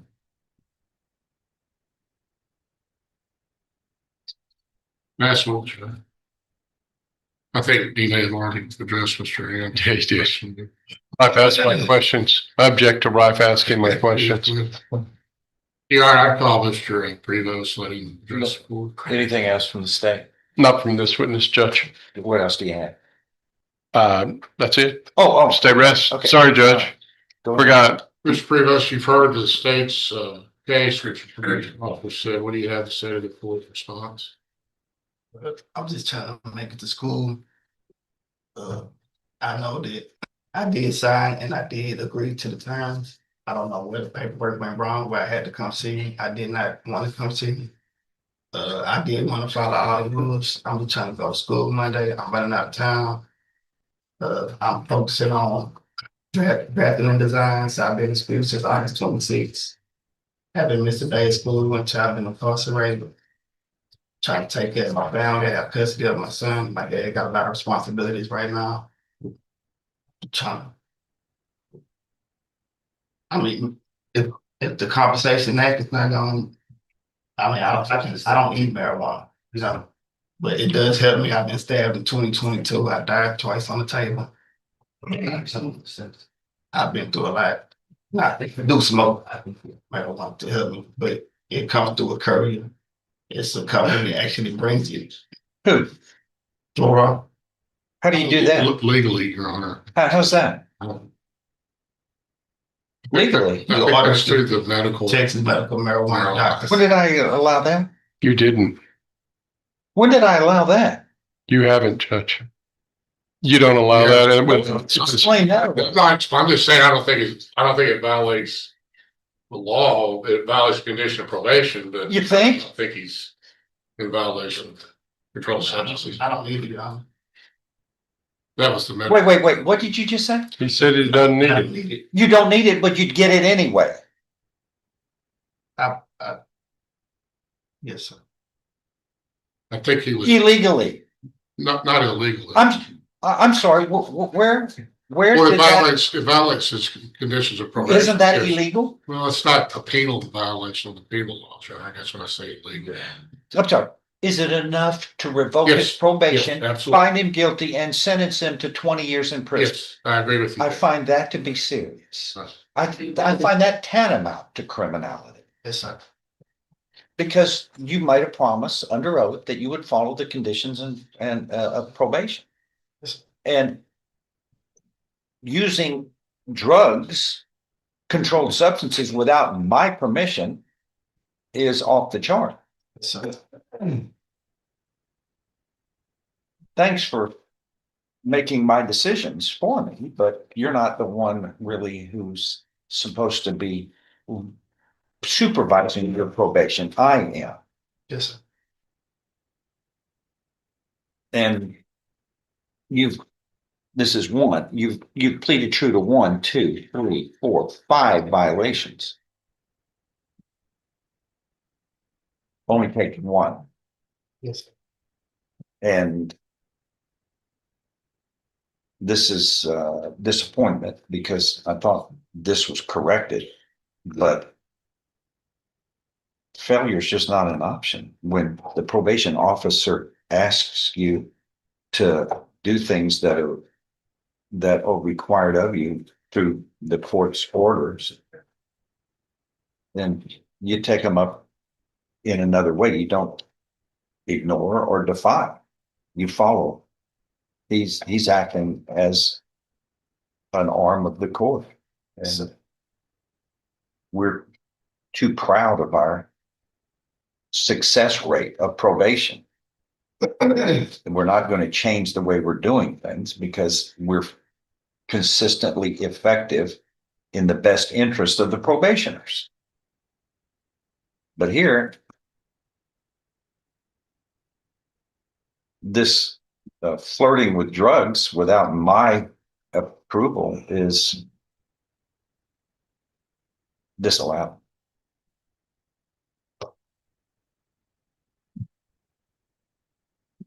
All right, what else? I think Mr. Ham might have wanted to ask some questions, or I don't want to cut him off across the windows. Mr. Prevost, have you done any community service hours? No, sir. You heard what Mr. You've been on probation for how long? 3 years. No, I'm sorry. It's, yeah, it's over 3 years. Yeah, we're, Yes, sir. so that's 37 months have gone by and not 1 hour of community service. I notice that's important. Wouldn't you agree? Yes, sir. But you got your marijuana. You took care of that. I was on man. But you took care of the marijuana without my approval, right? Yes. You took care of that. But these other things are important. Did you say to Miss McGowan and to this officer here that you didn't do community service because you weren't getting paid? Yes. Remember the statement Mr. Champ made under oath a few minutes ago? Yes, sir. You never said lie that. to me under oath? When he said that, Sir. did he just lie to me? I don't think he would lie to you, sir. I don't think he would either. So what did you say that he maybe misconstrued? It was, we had an aggravated conversation, and he knows my father. I had to talk to him about, you know what I'm saying, not treating me like a client. I just feel like it was unprofessional, so we had a hearing with him, and we both had a few words, but I don't remember saying it, sir. There's nothing you said that could have gotten misconstrued about community service. Because his statement under oath was that you said, I'm not going to do that. I'm not getting paid. I don't get paid for community service. I'm not gonna lie. You don't remember. All right. So do you have a GED? No, sir. But Do you have a high school equivalent? Yes, sir. I have all my credits. I took the TSI and I'm in college. I have every credit. When did you do that? The month of August. That's how I got into August of I what? think we may have told that. this year.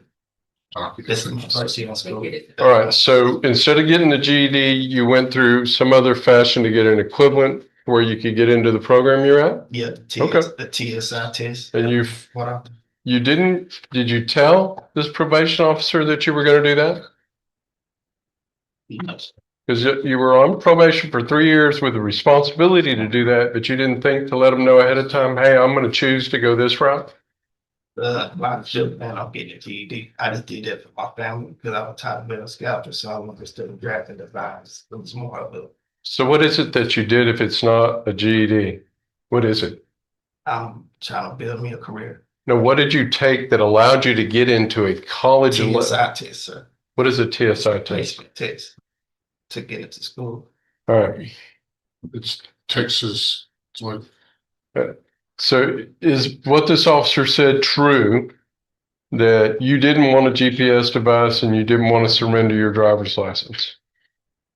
I told her I couldn't afford it. I actually came and had a meeting with Rice around the time and told him why I couldn't. I was in a full leg cast. He knows about Do you it. have a driver's license? No, sir. How do you get around? I've been Ubering back and forth to class. Ubering? Yes, sir. Have you ever had a valid driver's license? Yes, sir. When did you have a valid driver's license? Since I was 15, I had a permit, then I had a license. So why is it that you don't have one now?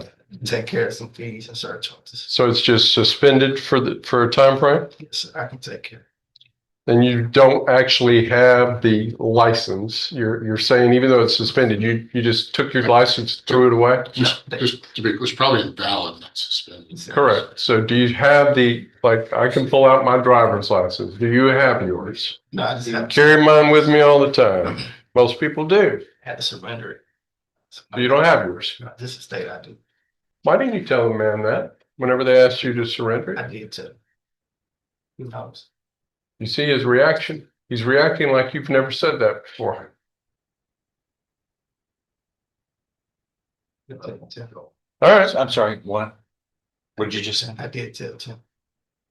All right. So let's go on to the next Do you have thing. any reason? Can you tell me any reason why Mr. Champ would tell a false statement to me about that or to lie to me? Do you have any reason to suggest why? I'm not saying it's not, sir. No, well, you've got it. He's saying different. He claims different. Can you explain that? When I was signing the papers for the GPS and everything, I told him that I don't have a driver's license. But I continue to sign the paperwork. All right.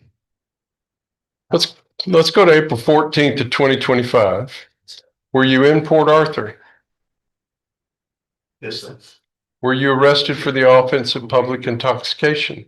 Yes, sir. Was it after your curfew hours? Yes. Did you admit to being intoxicated for those items when you saw, again, this same officer that's testified to the court at that administrative hearing that Ms. McGallion was at? Did you admit to those things? Yes. And is it true? I'm a little foggy. To be What did clear, you admit to taking that caused you to be inebriated? Of what? were you also under the influence of alcohol? No, sir. I even asked for the citizen of county. I was just not. All right, so, but you admit you were intoxicated under marijuana? Yes or no? Yes. From April 14th of 2025? And the information I told the court about you paying a bond and that it being applied as your fine and fee for that offense, all that is true too, correct? Yes, sir. So why today did you plead not true to these two items that are obviously true? I have to take responsibility for that. I was under the impression that he was charged with that he had been convicted. Do you agree with that, sir? He convicted, have you re-convicted of public intoxication? Disorderly conduct. With disorderly conduct? Yes. Okay. I was at home, John, but. I was right. He says it was at home. Wait.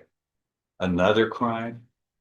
He's committed another crime? He's saying instead of the public intoxication that they charged him with disorderly conduct, Judge.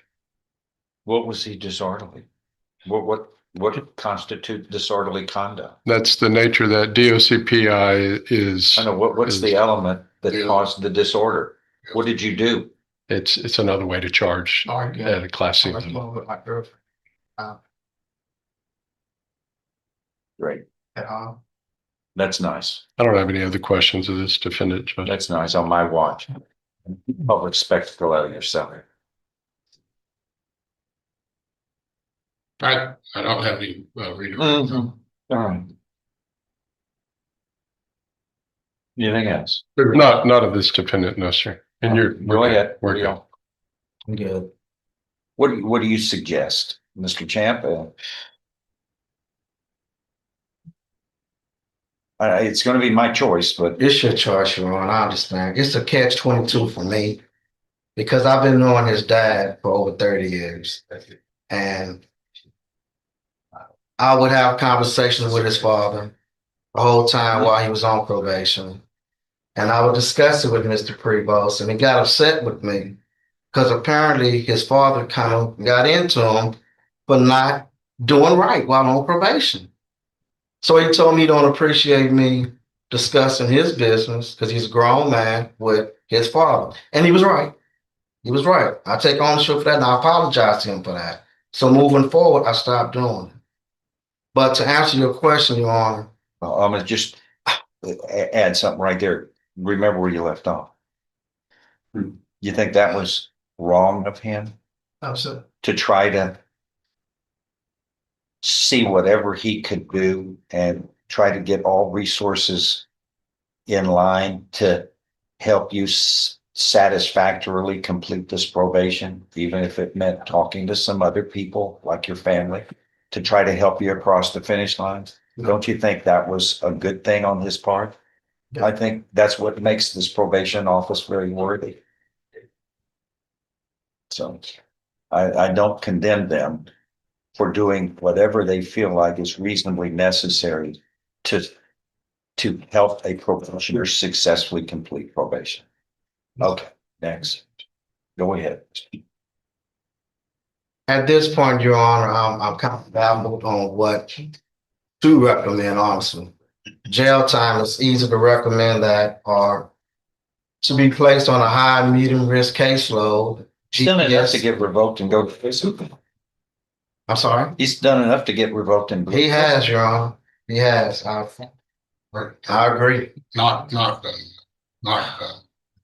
doing things and not doing things, it's a combination. I'm sorry, using drugs illegally is an affirmative act. Well, not doing things. Thank you. Community service, you're not complying as well. Using drugs illegally without my permission, is an affirmative crime on my watch.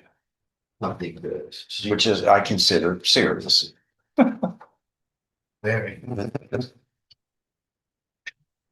Go ahead. What state ask for? I'm gonna be really candid. Okay, that's a good thing. And I've rarely said that to you, Judge. So I'm honestly, I didn't think Mr. Prevost was going to make it this long on probation. When I look back at, and that's what I meant by being candid, sir, I'm going to be real honest with you. When I look at the offenses that were committed, Mr. Kimmerer was representing Mr. Prevost, and he talked me into the deferreds on these. The gunplay that was done, that was involved in the original offenses, had me greatly concerned. The reason why I agreed to the deferred probation was because the triggers were not pulled. However, he pulled the gun out on two different people on two separate different occasions, 6 months apart, showing a violent tendency. So I was very reluctant. I stand here, like I said, I was being candid. I didn't think it would make it. And we're looking at 3 years now being invested in trying to have success here.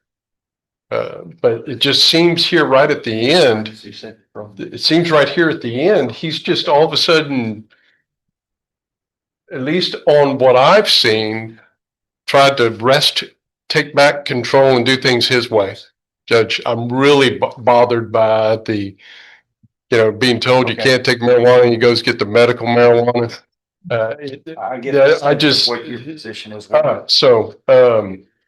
I don't like the idea of just throwing away what we've done over the last 3 years. That's the easy thing. My original notes was to suggest 5 years TDC for him. I'm willing to. That's with an affirmative finding, by the way, which would mean if 5 years, you have to do 2.5. If the court is before you're parole eligible. If the court is not going to revoke him and is going to give him another opportunity here, I would ask you to do it under a held in abeyance scenario on a very short lease, where, in other words, we've got all these pleas of true here. I want to see how, if he's going to do something of any kind of a nature, that we can see how he responds in 90 days. And I don't want this medical marijuana approved. Well, it has to be approved before he can use it by me. I don't want it approved, Judge. And I didn't do that. So, shame on you on that. Okay, I think I know what Mr. Kimmerer's position, Mr. Chan. I'm gonna defer the decision to the court at this time. Here's what I'm gonna do. I'm gonna find that there is sufficient evidence supporting this motion in each these amended motions, first amended motions to revoke unadjudicated probation in each case, as allegations 1, 2, 4, 5, and 8 have been proven true by a preponderance of the evidence or greater, as the defendant has admitted to those violations. And such is enough to find you guilty and sentence you in each case to run concurrently 20 years in prison.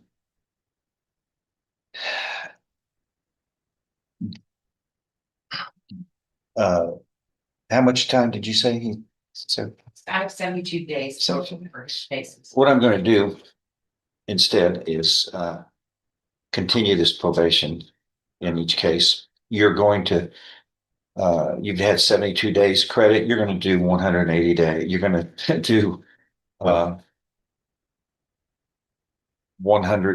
and 8 days in the county jail as a condition of your probation to purge yourself on these foolish choices.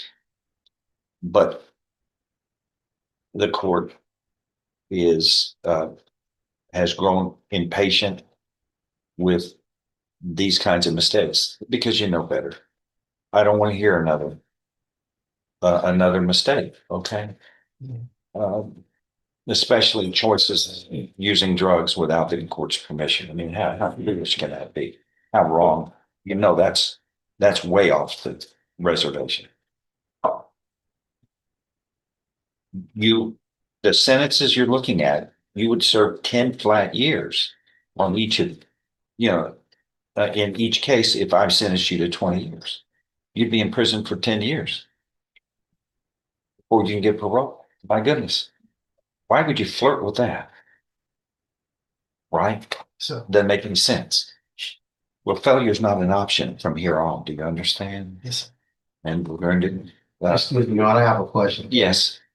Should he be placed on a high and medium Yes. risk caseload? Yes. Okay. And is that as well as the other items, Judge, the GPS that was suggested? I'm looking for my notes on that. Here it is. GPS is, why are we doing the GPS again? I'm more concerned about the drug usage. Yes, sir. I mean, well, the GPS, we know where he is, but have we had a problem with him leaving the jurisdiction without permission? I think it was curfew. It was for curfew. The curfew is the reason why. Is that a problem, Mr. Champ? You feel like? No, sir, I think that can be ascertained. Okay, then I'll save you money. But I think he's resolved everything else. And we're testing him every time he comes in. We haven't been because he hadn't been reported. Yes, we will. Okay.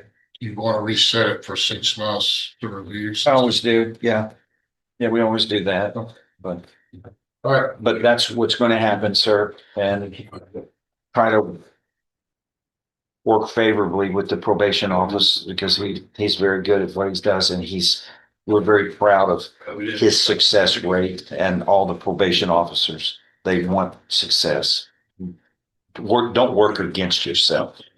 Work with him for success. Okay. Yes. Thank you. All right. That's the orders of the court. You're taken into custody until you can complete this other term. So come on up on Jerry and Smith, John West. Let's get some disposition before Christmas so we can get people out of jail if they need to, by the way. Okay. If they're close, let's get them out. Please, for humanitarian gesture, if nothing else, okay? If you can find them and if they're worthy. All right, 25 CR 1477. You are Jerry and Smith. Yes, sir. And you were charged here with 3rd-degree felony of obstruction or retaliation, which can carry with it up to 10 years in prison. Can't believe that kind of language. Yeah. Especially when you're sitting there with drugs in the car and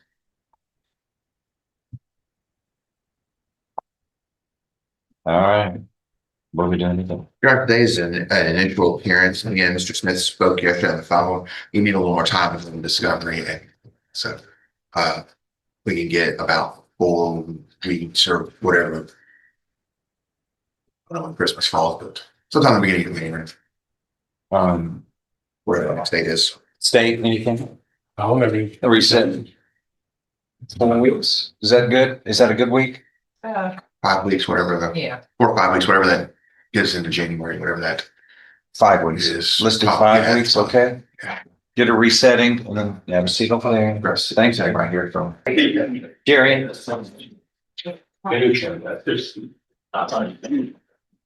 Okay, who's on this one from the state? All right, Judge. Yeah, Okay. Mr. Henry.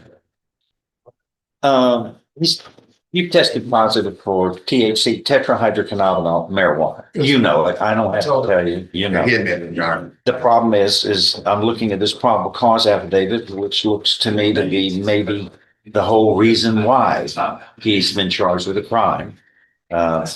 Place backseat during the course of the search, a Glock pistol was recovered from under the driver's seat. I found several small hand-rolled burnt cigarettes that smelled like marijuana in the center console holder. I observed what believed to be from my experience in training marijuana. Arrested him, subject, and transported them to Jefferson County Jail. While doing so, Smith said to me, threatened me, I'm going to slap the F-U-C-K out of you when I get out of these handcuffs. When I arrived at the jail, both Smith and the other subject were released to jail processing.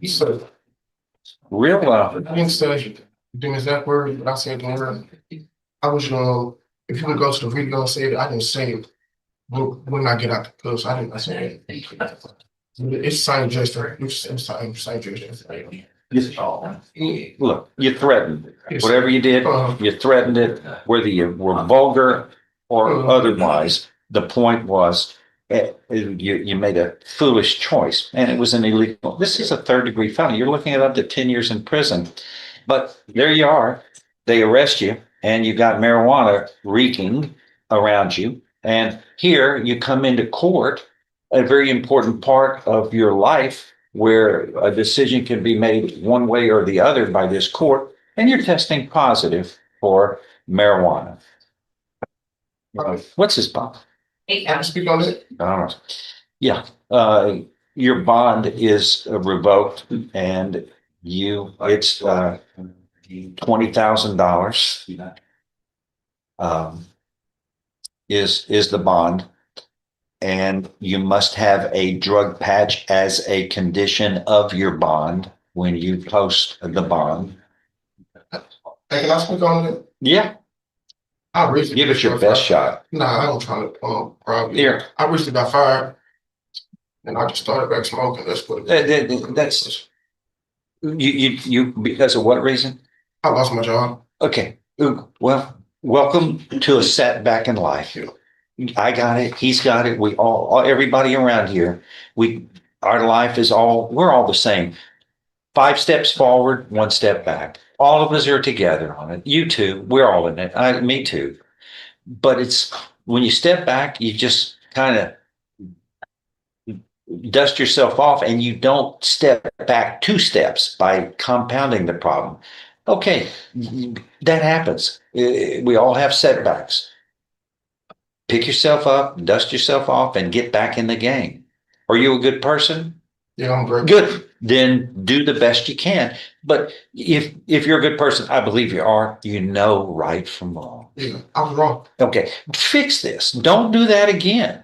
Don't do that again. It just, you never know. Even if you think, well, I can handle this privately, here you are. You got caught red-handed, and we just tested you. Now we caught you again.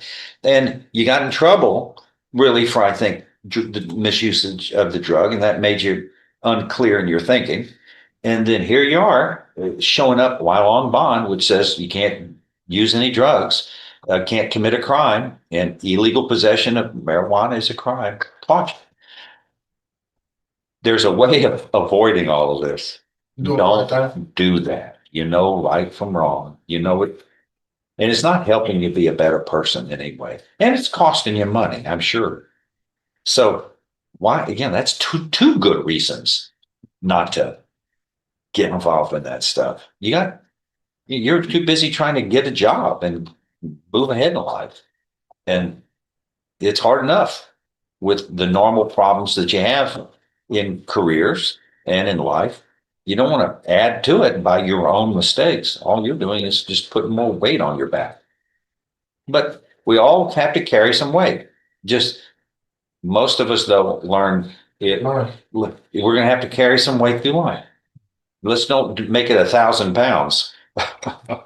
Your Honor, I would ask the court if the court would consider Putting a drug patch on him, absolutely, for sure. I agree with that 100% now, but not revoking his bond because it was marijuana. This is not an egregious case compared to what we see normal in this court. It's a crime. And I treat him, I open the door for him. I open the door.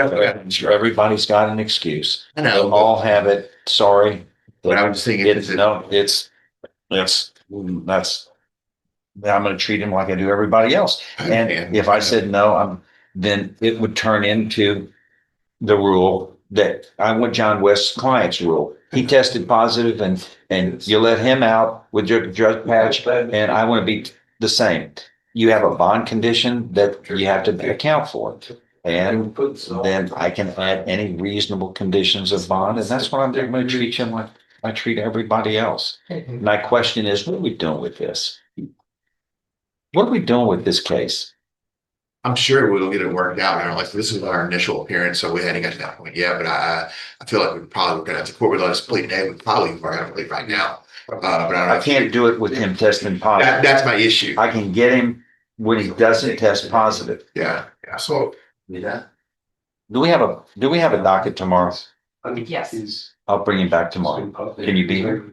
I have an appointment at 9 this morning. Well, can you be here can Brent take care of you for it? If y'all are gonna make a deal, why I think he's gonna be here. Why don't y'all propose the papers and have them in the queue? And if y'all want to go through with it and he passed the test, I can put him on probation. I mean, it'll take a while because it is in the system right now. It's not gonna be out by tomorrow. Depends.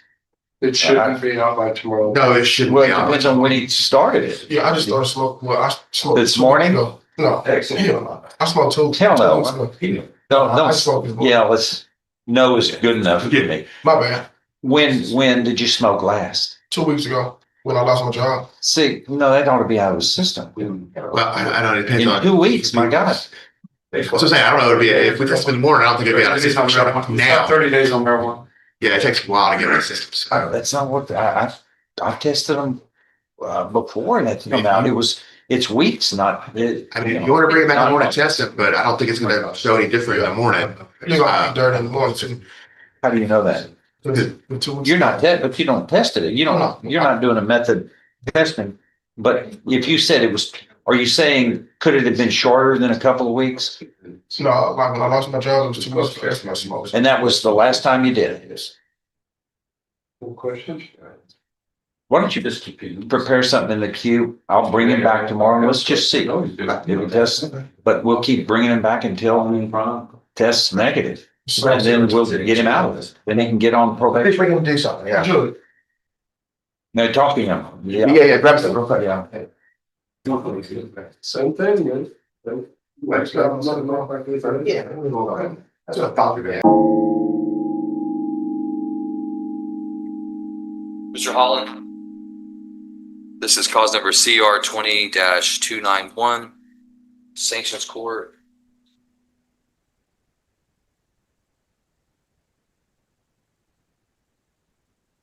All right, Mr. Holland, you're here for Sanctions Court today.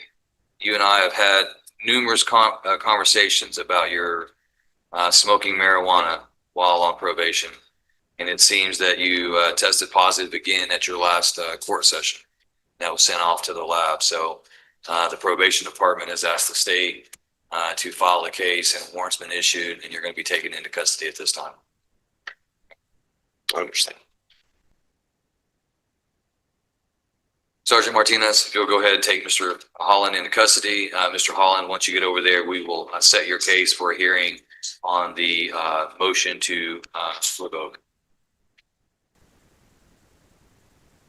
Mr. Holland, I'm going to set your motion on December 16th. Do you plan on hiring an attorney? I will. Okay, sure. So if you hire your attorney, have a good contact with the PA's office, and I'll set you on December 16th. If he's not ready, he or she's not ready, then just reset it to January. But I'm going to get you back in on the 16th. Okay. Yes, sir. All right.